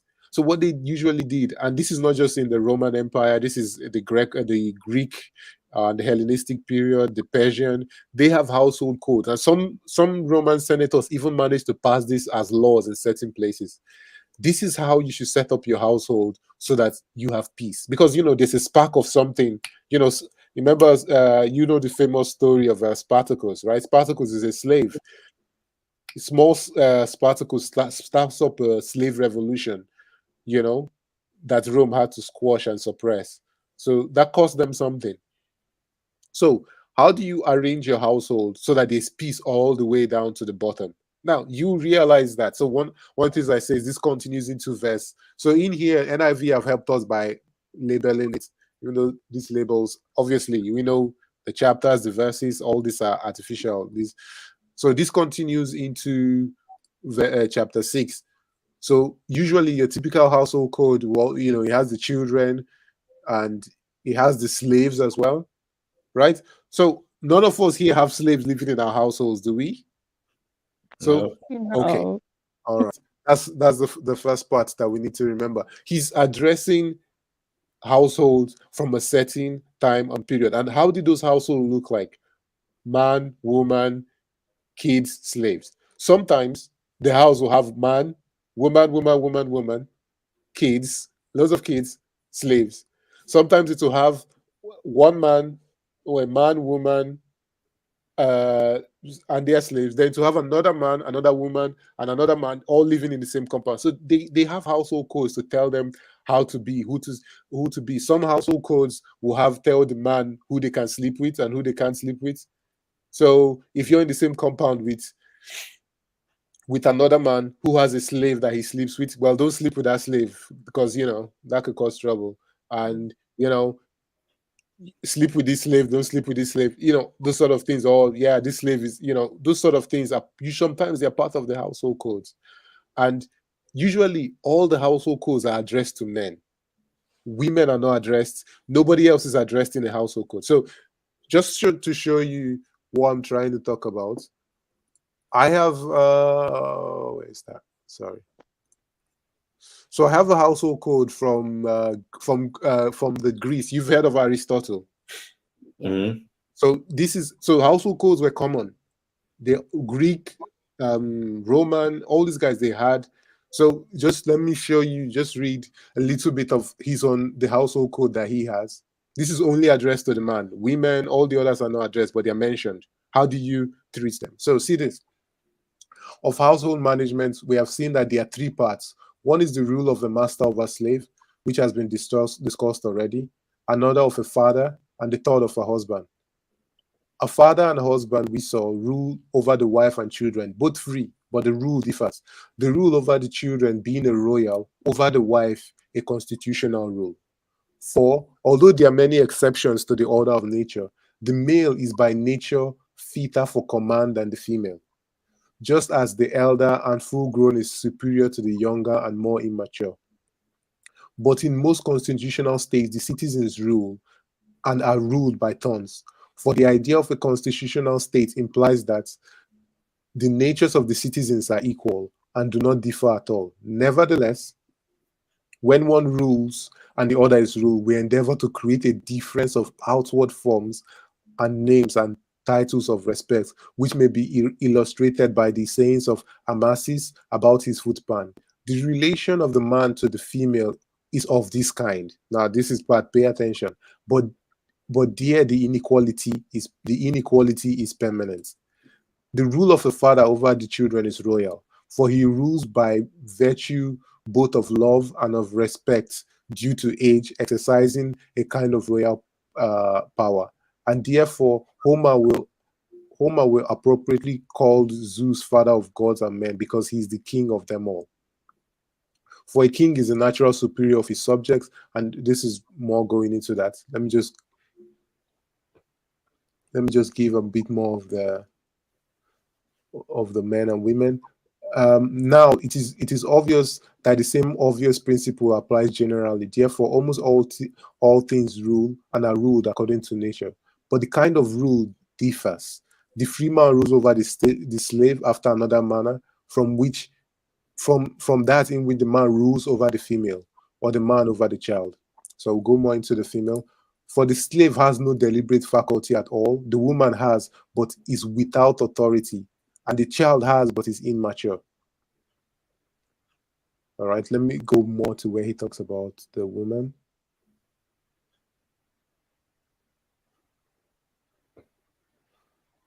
So he talks more about the woman here. Then clearly, then the moral virtue belongs to them all. But the temperance of a man and a woman, or the courage and justice of a man and woman, are not, as Socrates maintained, the same. The man is shown in commanding, of a woman in obeying. So the natural role, which Socrates as well, Socrates and Plato and all those people, the natural role of a man is to be in commanding and the woman to be in the obeying. And this holds of other virtues as well. Okay, so he even goes on to say this silence is a woman's glory, but this is not equally the glory of man. Right?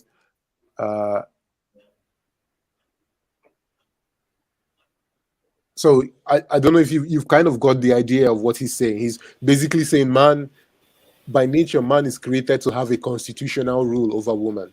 The children, the rule is over children because they are immature. But when they become of maturity, especially the male figures, usually they also have more authority than even their mothers, right? Within the home. So you get all these sort of things within a household code. This is an old text, but a lot of them are similar to this. So you can go online and try and see if you can find some household codes from back in the world. They're a bit hard to find just because a lot of the searches now you will see very Christian articles, but a lot of these things existed. So if you look for stuff with Philo, Josephus, these are very common documents, right? But now, when the people that are listening to this hear this, they hear he addresses the wives first. Wait, hang on, what's going on? Why are you addressing the wives first? Then he addresses the husband, and then he addresses the children, and he addresses the slave. So this is a conversation where the man is alone, the men are alone in the room. Now the women have to be brought into the room, but the children also have to be brought into the room. And do you understand? Because he addresses them directly. So that's the first revolutionary part of things that he's done. Okay. I don't know. Does that put a little bit of context for you, Tristan? We're just starting, but it's not gone there all the way. Yes, starting Okay. to.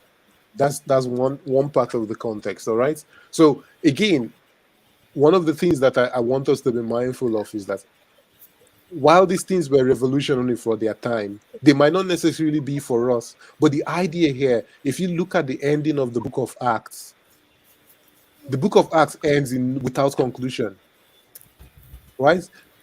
The book of Luke and the book of Acts are two parts of one work. So it's like the Acts of Jesus Christ and the Acts of his apostles. The Acts of his apostles have not finished because we are meant to keep writing that story. Now, what a lot of times we do is that we stop at where the Bible stops. Paul is not expecting us to stop here. We don't have, our households don't include slaves. Do you understand? This is the time that we're in. We're in a different time. We have to take things further. All right. Okay. So that's number one. Okay. Number two is this. Let's talk about this submits. As V has already rightly pointed out, it starts in verse 21 and it says, submit to one another out of reverence for Christ. We are to submit to each other out of reverence. In our household, the man submits to the woman submits to the man. So who is submitting to who?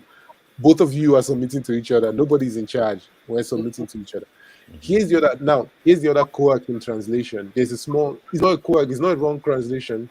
Let me just show you. There's the word is one of the good things. So some Bible translations, so this is NASB, they've basically started the household code from here and they've missed out this, which kind of doesn't help. So some people will just jump down and start reading it from here. No, it actually starts. So all of these, so the commas, the full stops, all these things are added by translators. Yeah. These things don't exist in Greek. So in the way it's written in the manuscript. Anyway, okay.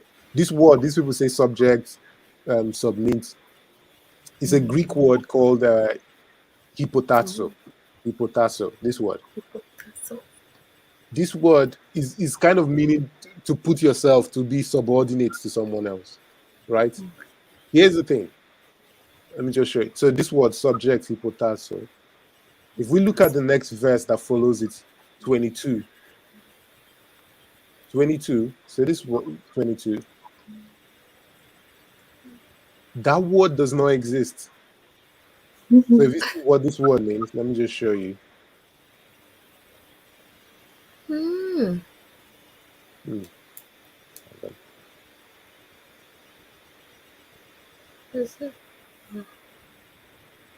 So they've translated it to be subject to. They haven't defined it. So wait. So the word is like kind of like as unto you. Oh. So this word ideas.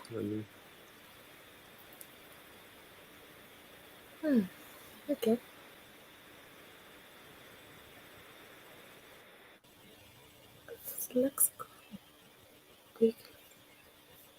So it's kind of like as unto you. So here's the thing that's happening here. Let me just try to see if this makes some sense to you.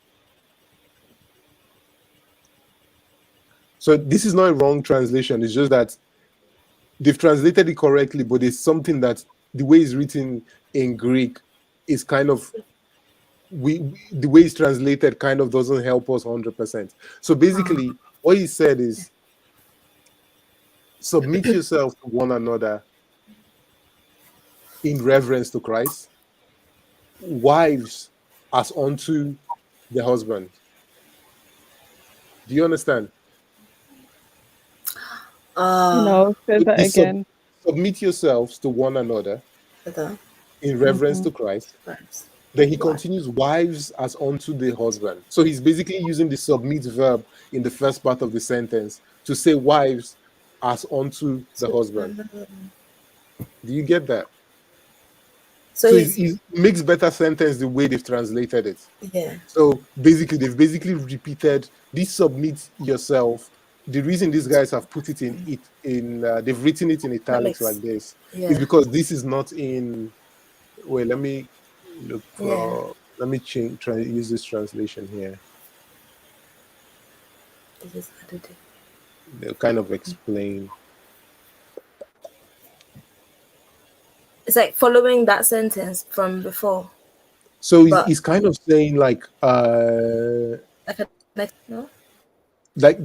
So he's using the verb from the previous sentence or from the first part of the sentence to follow. Do you know, right? Okay. Yeah. So clean. Let's say clean your room and also clean my room. Yeah, or clean your room and also my room. Also my room. So and also my room. Do you understand? I mean, clean this room and also clean this room. Do you understand? Yeah. Okay. But that's kind of the way it's written. So these guys, they've put it in italics here. I think some versions of it explain why they've done that. Okay. Okay, they haven't explained why. So they've put it in italics in their translation because basically this doesn't exist in most of the manuscripts in that verse, word for word. Yeah. Right? He's basically drawing from this submit into the next part of the verb. I see. Right? So what the point I'm trying to make with this is that this submit yourself in the first part of the sentence is very important because even when he talks about the wives, he's drawing on the submission of two people. Have you guys followed me? I hope I've not rambled on. So he's saying they should submit to each other. He's saying submit and when to he each other. Yeah. Then he says, wives as as unto your husband. Okay. Then he addresses the wives. Now, here's the second part now. That's interesting. He has basically told them to submit themselves to each other. And then he addresses the wives. And he tells the wives why they should submit. Right?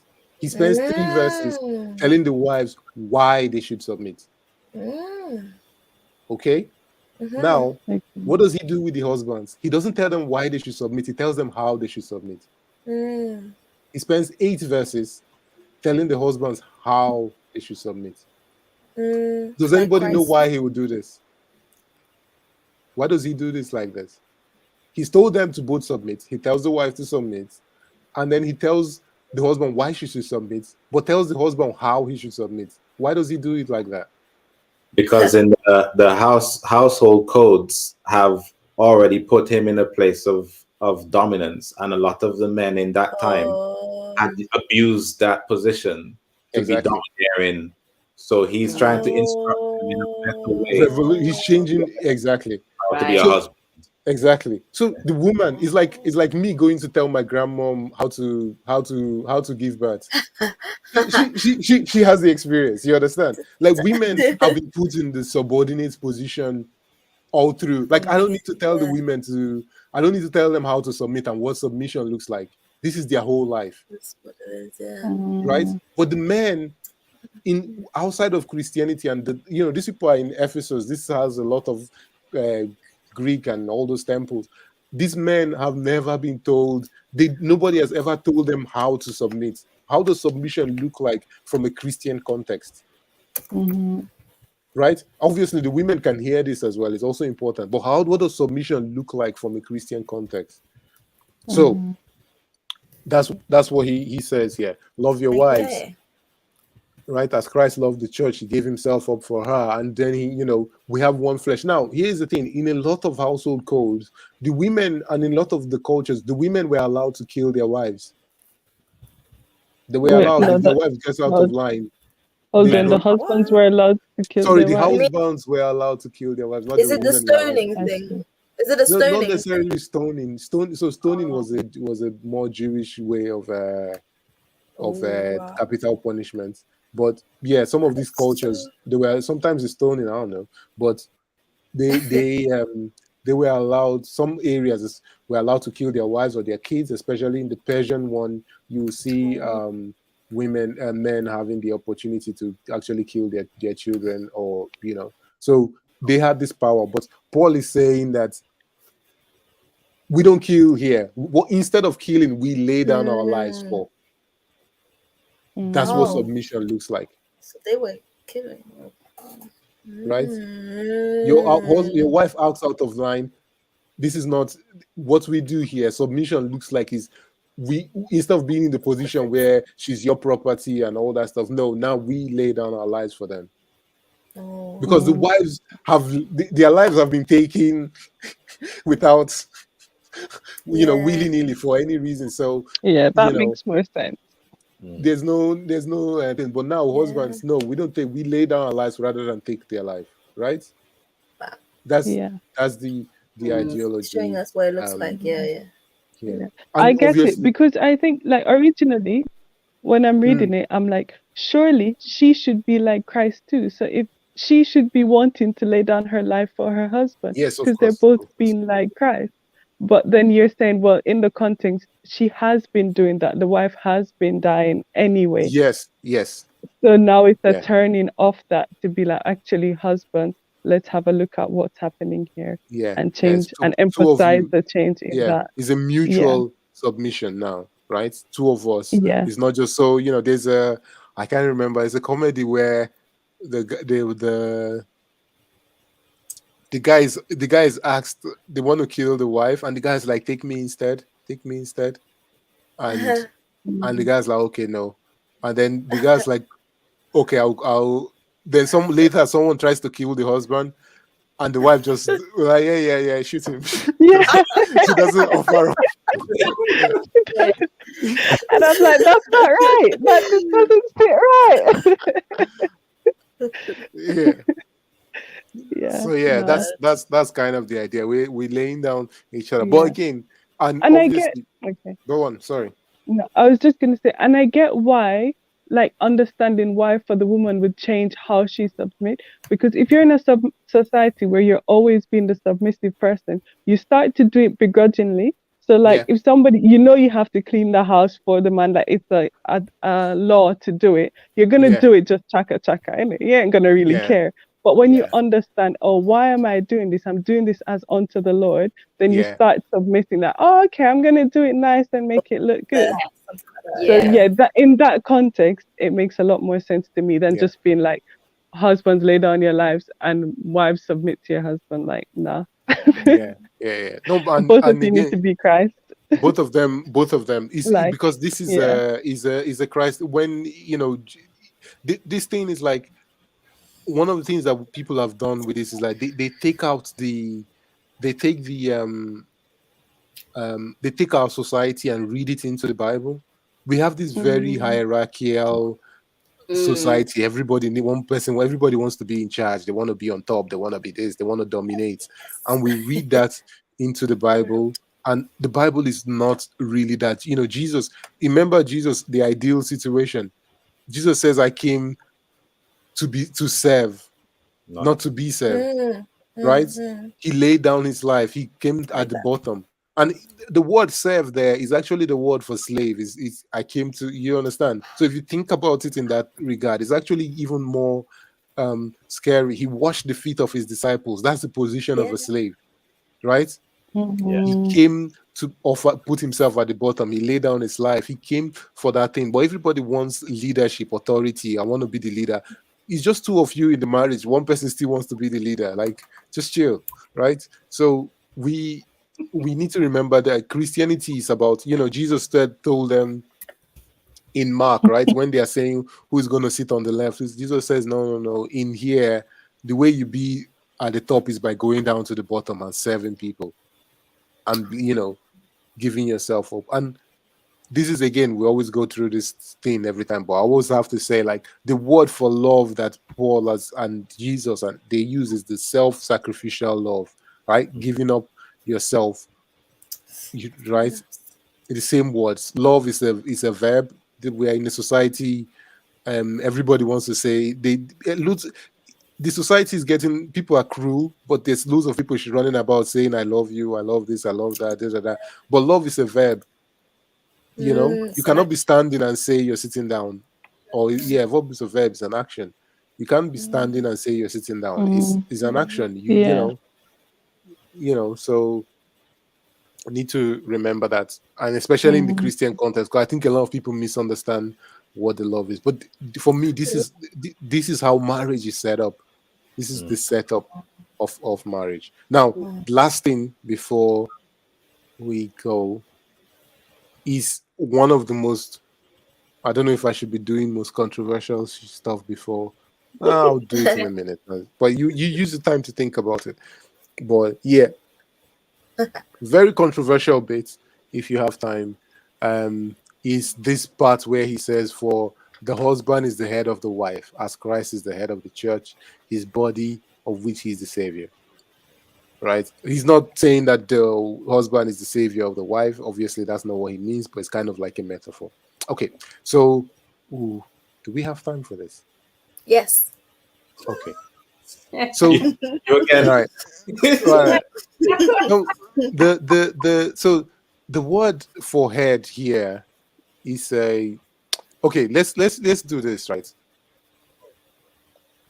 There's a book called Metaphors We Live By, and it's a very important book, and I think we should. If it's an interesting book to read, so I'll recommend it for everyone. So here's the thing: the way the metaphors we use in our society kind of express the way we think and the way things are set up in our society. So, for example, we say time is money.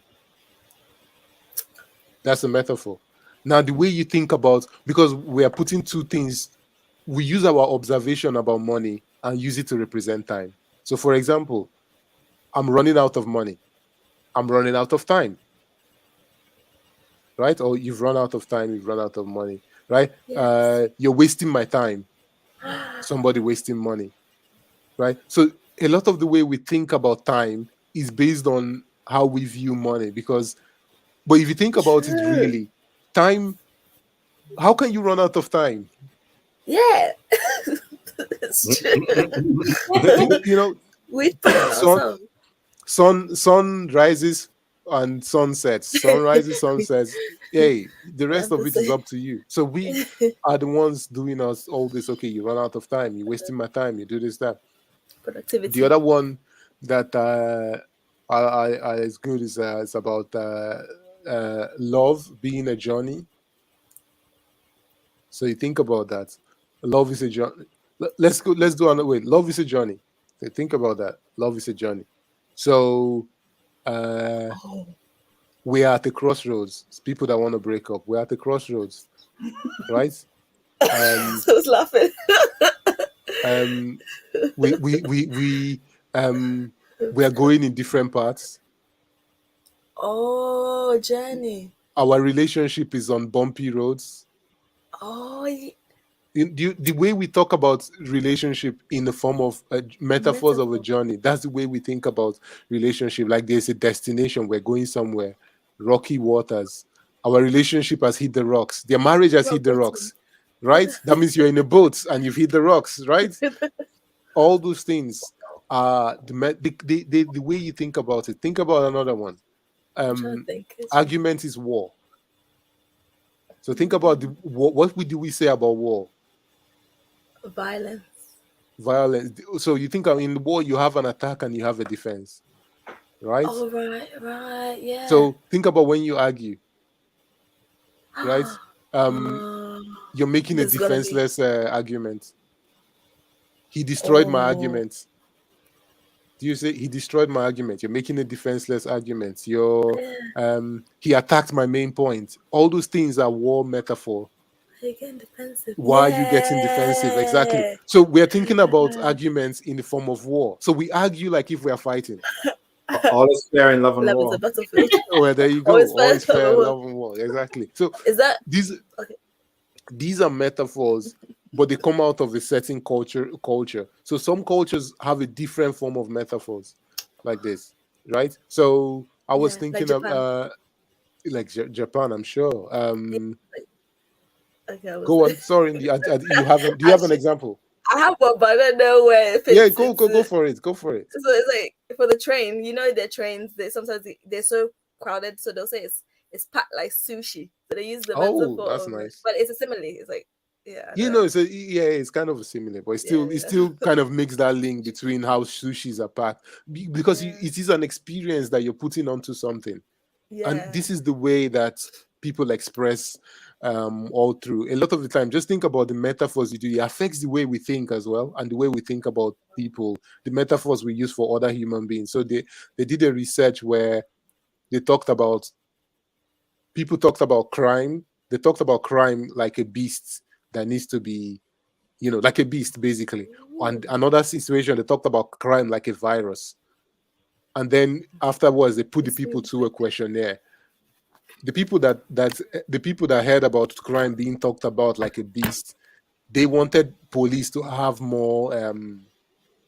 They wanted police to have more like combative weapons to be force. able to fight because Mm. but people that talked about when you talked about crime like virus, they didn't think about having more police and arming the police more because of the Prevention. language that people are using. Because a virus, you don't use police to kill a virus, right? But you use police to kill beasts, and we make our Yeah. criminals into beasts. So all the metaphors we use affects the way we see and think about different things. All right. So it's so metaphors we live by. I think it's a very important book. I'm gonna I had read to it. refresh my mind on it. I was reading it a few years ago. The book, the Bible is filled with metaphors. Seed, planting the seed, and all those things. Those are metaphors, Yes. right? In the Bible, there's now washing somebody's feet in the Bible. Apart from when Jesus does it to his disciples, most of the time when they talk about washing someone's feet, they're talking about sex. Is a metaphor. Yes, I know. So there are some of things roots. Yeah, go back and go and read some Old Testament. Look for washing of feet. Is a metaphor. Hey, So let me tell you where to find it. Actually, when Like you go how? to the David and Bathsheba story, when David brings Uriah back from war, he tells him to go home and wash his feet. Yeah, exactly. Go home and wash your feet. That's what he means. He's telling him to go and sleep with his wife. Oh, But yeah. So all these metaphors that in the Bible all over, the good shepherd. What do we know about a shepherd? Remember the parable Jesus talks about the seed. We've talked about this. Yeah. Some seed fell on thorny ground, some fields fell Yeah. on this, right? Now for us, Yeah. we might not understand that because Jesus is using the Yeah. metaphor of somebody sowing seeds. But the people who are in the farming community, they understand this very, very well. Very well. Right? So True. they know that this person is being a very bad farmer because nobody plants seed nobody throws seed on the road, Everywhere. on the footpath. No, seeds are expensive, they guard them. So again, that affects the way we see the meaning of these stories. So all of this to say, so you can find metaphors that are different in different countries, right? In Nigeria, we have something called the national cake. Ooh. I don't know if you know what that means, but for us, it's like national cake is like a result. So they will say you're eating the national cake, or let's go and share the national cake. So essentially, when people go into government, they take all the money that are meant for public servants and they eat it. So they're sharing in the national cake. So we have a national cake that only the government people eat. So it's a national cake because it spreads all over the where. So you get that. again, Yes. so it's contextual. So now, if you say to a Nigerian, let's go and share national cake or stuff like that, they will understand what you mean 100%. It's a metaphor, but the metaphor is based on your experience. All right? See what I mean? Okay. Now, here's the thing. For us in our society, when somebody, yes, Resan, when Jesus washed the feet of his disciples, that wasn't sex. He was actually washing feet. Oh no, just sad. I think I mentioned it, but it's okay. Yeah, that's gonna be a real problem. That'll be a real serious problem right there. Oh boy. My internet Okay. cut off, so I dropped off and then back on Oh, just okay, for that okay, bit. okay. Whew. Okay. Yeah. So here's the thing. In our society, when somebody is the head of something, what does that mean? Because like you cannot, head of something is a metaphor, right? He's head of this organization. What does that mean? He's in charge. he's in charge. He's the authority figure, right? And stuff like that. Now, here's the thing that we have to ask ourselves: when Paul says the husband is the head of the wife, does he mean authority? Does the metaphor apply in their culture? Probably not. Now, I don't know. we cannot conclude. There's so many different. So the thing I'll say here is that there's so many different arguments on this part, and it's up to, for me, I think it's up to the people on one side already have the belief that they want to go by, and the people on this other side have the belief they want to go by. But here's the thing: if you remember when we talked about, the period from the end of the Hebrew Bible to when we get the New Testament, that period there, and all the empires from the Persian, we talk about, the Greek Empire to the Roman Empire and all that.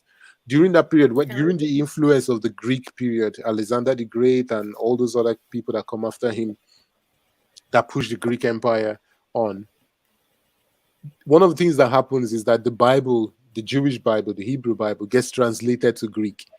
Now, in the Jewish culture, they do have the metaphor of head being an authority figure. But there's so many incidents of that in the Old Testament, or Hebrew Bible, I shouldn't say Old Testament. A lot of the times, those things are not translated to head in Greek.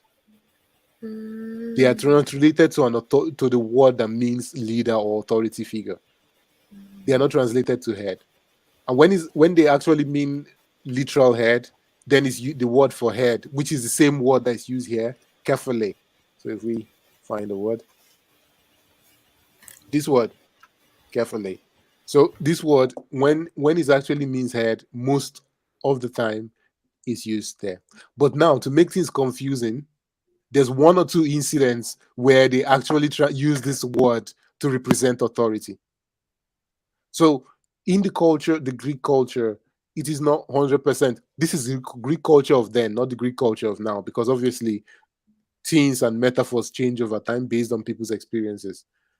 There's an argument that the Greek culture of them, that this word kephale meant source, and other people say it means something else. But one thing that is for sure is that it doesn't 100% mean authority. Now, one of the best arguments I've heard for this, again, doesn't mean it's right. So remember that it's just an argument that I like. So it doesn't mean it's right. It's just an argument. Is a argument for unity. The head and the body. The body can't do anything without the head, and the head can't do anything without the body. They're both united, right? If I cut off the leg, the rest of the person can still function. If I cut off the hand, the person can still function. If I cut off the ear, the person can still function. If I cut your hair, pluck out the eye, you can still function. But once the head and the body are severed, that's the end of that. Both parts are over. Now, there's an argument that Paul is using this as a form of thing there. Now, there's an argument that Paul is saying the man is the source, because there are some texts from Greek where head is used to define source. So man is the source, not in the sense of the woman that originates from man, but it's kind of like uh, it's kind of like the way we give let's say somebody is the backbone of this organization. He's kind of like the person that helps. So in that regard, I don't know how to explain that one, but there's loads of arguments to it. But one thing that we cannot read here is that, oh, it means the same thing it means to us, because it's a totally different metaphor there. Mm. I hope that makes sense. I like the Yeah. unity part, well, because that's kind of falls in line to a lot of what we've seen Yeah, in the yeah, Bible. So that's why I like that part, and maybe that's me just making up a reason to like something that fits my narrative.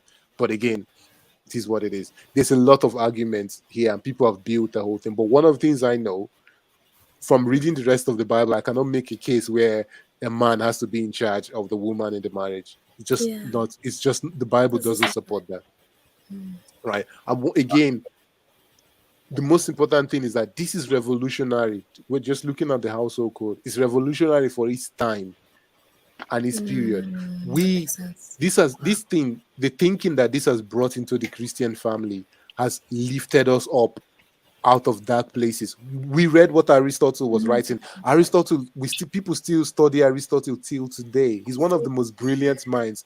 Even he was under the spell that women do not. The silence is the glory of a woman, he says. Yeah, yeah. Right. So Powerful. just when you shut up, that's when your true glory comes out. This is Aristotle talking. Powerful, eh? You understand? So yeah. So this kind of Please these don't things listen in Ephesians has brought us, people as Christians, brought us forward. What we are to Yeah. do is not to go back there, right? In terms of one of the things we've looked at, the slave master relationship. Paul in some of the writings says, treat your slaves as a brother, right? So this is it's a difference. So he doesn't say abolish slavery, and the slavery was different from the one that we think of when we think about slavery. But he when you treat your slave as a brother and you guys act in submission to each other, who is the master and who is the slave? No one. No one. So that's the idea. He's brought us out of that. So what we should do now, we that live in families or household that don't have slaves in it, we should not go back. We should say, oh, okay, we're going to build on top of this, right? So that's what we're meant to do, and that's where we're meant to be. Okay. I hope this all makes sense. Yeah, it does. All right. Yeah. So when you see metaphors in the Bible that that are not literal, just try to think, okay, what did this mean to these people? What does a shepherd mean to the Jewish people? Right? There's a lot of seed and farming and agriculture and rural life for those people. That's what they experienced every day. What did it mean to them? So if you read like Socrates and Plato and Plato, not Socrates. If you read Plato and some of the Greek writings, they will use a lot of things. Cicero, for example, they will use a lot of things from their experience. So they will use a lot of battle analogy, right? And fighting, because there was a lot of battle contours. They will use all those metaphors from that. The same way we use metaphors of war in our argument. So maybe I should speak. I'll speak for myself in this. Maybe we should try to not think of arguments as war, so that it will change the way we argue, maybe, right? Rather than actually, you understand. So all these things, it affects the way we think of things, right? So we need to start think about the narrative, the metaphors that influence your life. And when you use a metaphor, try to think what is guiding it.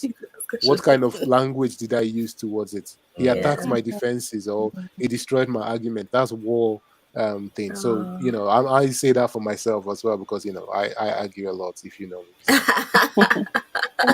But I like that explanation as well, because that was the second part that wasn't sitting right with me. Yeah. The fact of having like one person rule over another as such. And I know, like, I think what many Christians do is try and go around it and find another way of saying rule. Like, oh, we do this in partner, but he's still the authority. At the end of the day, they just find nice ways of saying the man is still in charge. They say And the woman is the neck. there to follow. Yeah. Yeah, So but I then Yeah, mean, or the woman is the neck, or but yeah, all those essentially things. they're Yeah, saying the same it's like a thing. battle they're of, saying the same yeah. thing.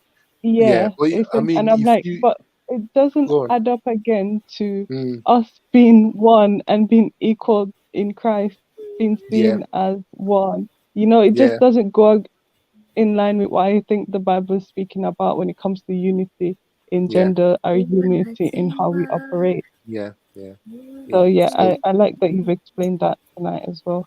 okay, that's good. That's good. Yeah, I mean, and you know, if there's misunderstanding, you can always go back to Genesis 1 and 2 Yeah, before the fall. Nobody is put in charge of anybody, yeah. right? Oh, It, the that's is true. the first time Or that they say the the, woman's still in charge of the home, but the man's in charge of the house. So it's, you know, they yeah, find yeah, other ways of saying yeah, the same exactly. thing to me. What if we live in the garden like Yeah, Adam and Eve? Who is in charge of the garden? who's in charge then? Yeah, Yeah. Not the So yeah, garden. exactly. I mean, but you can always go back to Genesis 1 because a lot of times people want to take things That's from true. after the fall That's and true. then use that as the standard. But before the Yeah, fall, we that's see the man and woman lived together. There was no, hey, you are in charge, this person is in charge. When somebody starts, when the idea of ruling comes over, that starts from the curse mm, that happens in Genesis 3, right? Yeah. When Eve, yeah. when the serpent is talking to Eve, Adam is right there. He's talking to both of them. Eve just responds. So Eve is the spokeswoman for them. Let's put it that way. So she speaks up. Adam doesn't. That's all that happens there. They're not meant to, they're not saying that, so sometimes people Adam. use that oh, Mm. women allowed sin into the world. So no. All right. So anyways, I think this was an important point for me. Oh, the last part as well is again, Asa in Genesis 1 help mate. Difficult thing to translate in our language in English because that word doesn't really exist. Helper, the way we see helper, Santa's little Broken helper. meaning again. It's like a Yeah. subordinate position, Exactly. but it's So not. that doesn't help. It's not a subordinate. It's somebody That's who true. You know? yeah, Yeah. somebody who shares the board. So what they're talking about in Genesis is someone who shares the load, or somebody who does Mm, does what you cannot do. So Asa is used to describe God in a lot of verses that come through the God, Holy Spirit. So if I'm lifting a table that is too heavy, I can only lift one side of it. So the other person will lift the parts which I can't lift. Then we together we achieve something, right? So the yeah. person that does what I cannot do, right? Mm, And even if That's you look at the because there's a study of the meaning of the word Adam, where the word Adam comes from, doesn't mean male. Adam, the word that Man. human one. to Adam meant humankind. Yeah, yeah, So both Humankind. humanity. Yeah. female Adam. So and yeah. and So meant yeah, both male and female. So when God said it wasn't good for man humanity to be mankind alone. to be Yeah, alone, yeah, exactly, Ah. it meant that they were meant to form communities and work together. And the first community exactly. was Is the household. was Adam, male and female. Yeah, yeah. And the first Ah. community as they real, and this is one of the reasons why you see this household code in so it is in Ephesians, it's in Colossians, and Peter has it in the First Peter 3.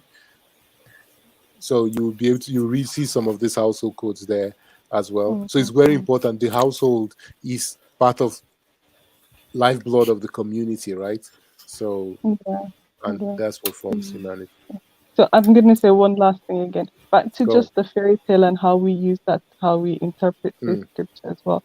Because then what you get is I want a man, like people are like I want the strong man, the person who's gonna lead and fight for me, and he's mm, meant to be the protector and the ruler. It's like then we develop this image of I don't know, this again back to the expectation of what we put on this person in terms of what mm, they're meant to be like. mm, And I don't know if that is the what the Bible is saying about who this person is. And when we look at, okay, this is someone who is helping me as much as I'm helping them and being together in one and leading mm, together, it's just like, okay, well, if we're doing it together, then I don't have that much of an expectation on you above and beyond mm, what I have of myself. Exactly. mm. Mm. Yeah, yeah. And that's quite important. And again, there's as you were just speaking as well, another expectation and another metaphor that also affects how relationship is the word breadwinner as well, Mm, right? Yeah. Because if I say breadwinner, you think man, Must be or something. yeah. and this Yeah. is a time period where women had to sit at home and the man has to literally go out Sociology. there and bring the bread in. Yeah. So that's where Mm-hmm. breadwinner comes from. He goes out there, brings the bread or the food for, and the woman cooks it. Winner. That's where that idea of breadwinner comes from. So Yeah. if we think about those things in this time, you will now see a situation where maybe a woman earns a little bit more than a man, and she's like, "Nah, you're below my level," or all those sort of Yeah. things Intimidate. come into Yeah. play. And then even in marriages where the woman starts earning more than the man, the man starts feeling a certain type of way, or people start feeling a Yeah. certain Mm-hmm. type of way I don't get because that. their value, because we have placed value into the money, and that's a bigger part of society. That's a bigger, but the money that you earn is Gives you right status. built into how our society is ordered and into our value that all of us have. Oh yeah, time Do you is money. understand? Yeah, yeah, yeah, Again, yes, exactly. Time is money. You wasted my yeah. time. So a lot of these Always. metaphors as Yeah. well affect how we think. So, hopefully we as Christians we can start trying to maybe change Change. some Yeah. of these things and change the way we think about them. Think, rather Yeah. than women submitting, the idea of all of us submitting to each other, both in homes, in community, and all Okay. that. We That's play. true. You have the opportunity to be a teacher. Be a teacher. If you're meant to be on the tech team, be tech team. Do that. But it doesn't mean that you're in charge of the whole thing. We can play our roles in community Yeah. without having any hierarchical my word is Yeah. the end of things My because way or the you highway. know yeah, there are people who always say, oh, the husband's word has to come take, Yeah. which is just not a way Precedent. to run things because you don't always make there's nothing about being a man that means you make good decisions. Exactly. True. Sometimes it doesn't help your decision making and there's nothing about being a Yeah. woman that means you make good But Yeah. decisions as well. So no, Yeah. or that you're more emotional or like less, more caring. exactly. Or no, either gender can Uh, be. the emotional one is slightly true. Let's be honest. There's something There about are some women. guys that can be actually. There are some like guys that like can be Yeah. Donald more Trump. Donald emotional Trump than is an some women. emotional. Donald Trump is an extremely emotional man. He is. He makes Donald emotional Trump. decisions. They're I not know. about the I best actually think reasoning. is. I think it's societal framing. I think it's societal framing, not necessarily that. Because Well, you think so? a lot of the times, when you see men acting out emotionally, it is not framed as them being emotional. But because we already believe women are emotional, when we see them Ah. act the same way, they already frame it as emotional, Yeah. right? Ah. So you will see, for example, you will see a sports Oh. game. Let's say you watch football or something. Football or sports is the best place to see it. You will see a guy break down and just lose his mind. But they will say passion. He's a very passionate guy. You see, he Yeah. hates losing. And let's say Serena Williams do the same thing. Oh my God, you see, she's such She's an being emotional woman. emotional. Do you Yeah. understand? Oh, It's okay. exactly the I same didn't thing. know. Exactly the same thing. Passion That's for the man, good. emotion for the woman. Yeah. Is the societal framing. So Yeah. yeah. Oh, that's changed my mind. So yeah, it's okay to be emotional, whether you're a man or woman. Just just don't listen to stupid framings of things. You know? Yeah. I agree. Yeah. Okay. Yeah, it's the same. We could do it all day. Maybe. You could, you see, they do this for black women as well. You stand up and Angry. speak up, Yeah. and they will say you're an angry black woman, right? Oh, you're Just Mm, loud. because you're standing up for what you're right or what you Understand. believe in or those sort of things. So yeah. because according to Aristotle, silence is the glory of the woman. So Silence is golden. and yeah, exactly. When you speak up, you're a feminist, lesbian, or something like that. So it's true. That's It's true. new. It is What? true, though. I never It heard is that true. one. And oh my Okay. gosh, she's gonna rule over her husband. And oh, she's all got. Yes, they do say it. They Yeah, they do. do Wow. say it. They do say I it. like But Yeah. that. so yeah, maybe. So, anyways, I know that there are still single people around. I don't have Yeah. advice. I'm sure VNZ are better at giving advice, and Tolu as well. And Yeah, Tolu as we've got a well. question. Yeah, Okay, so Tolu, this whole you've marriage got a thing question. then, this whole marriage thing, yeah. So like when you're fight so based on what we've discussed, we've understood like Mm-hmm. the whole thing about submit the submission both ways and all that Yeah, stuff. yeah, yeah. So then, where did the concept of, I know this sounds silly, it's probably a silly question, where did the concept of finding your marriage partner come from? Because I've heard like they say, oh, there's someone out there for everyone. Like, I've heard of that. Is that a thing? Hmm. Are we supposed to just wait randomly and then the I, person? but, I don't know what I'm trying to ask. I guess that's personal Or views and belief. I don't know if mine is the most relevant, but I'll let Tolu speak first. Or do you actively go and find someone who is like, okay, yeah, we could? I don't know if I'm making sense in No, this for question. okay. Have So an for me, arranged marriage. yeah, Get somebody else well, go and find the person for you. so for But what if you me, I'll just say, like, for me, I suppose just you meet people and just get to know them, and if they are like if they're suitable, and obviously number one, they have their views for me, their views of marriage have to be very important.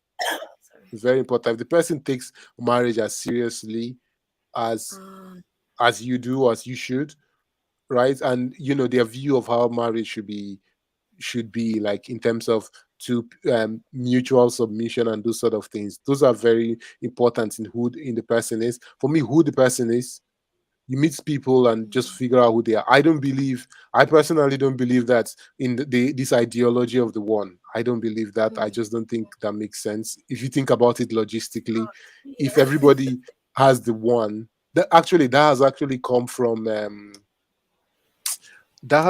Greek mythology, because in the Cupid. idea is that no. So the idea was that, so you've heard the find my other half and my better half, or my this half, or blah, blah, blah. Yes. Hmm. So that's the idea that the humans were joined together, man and woman, in two heads looking to opposite directions, and they lived peacefully. Then something happened with the god Zeus, and he got angry and split them together, split them into two.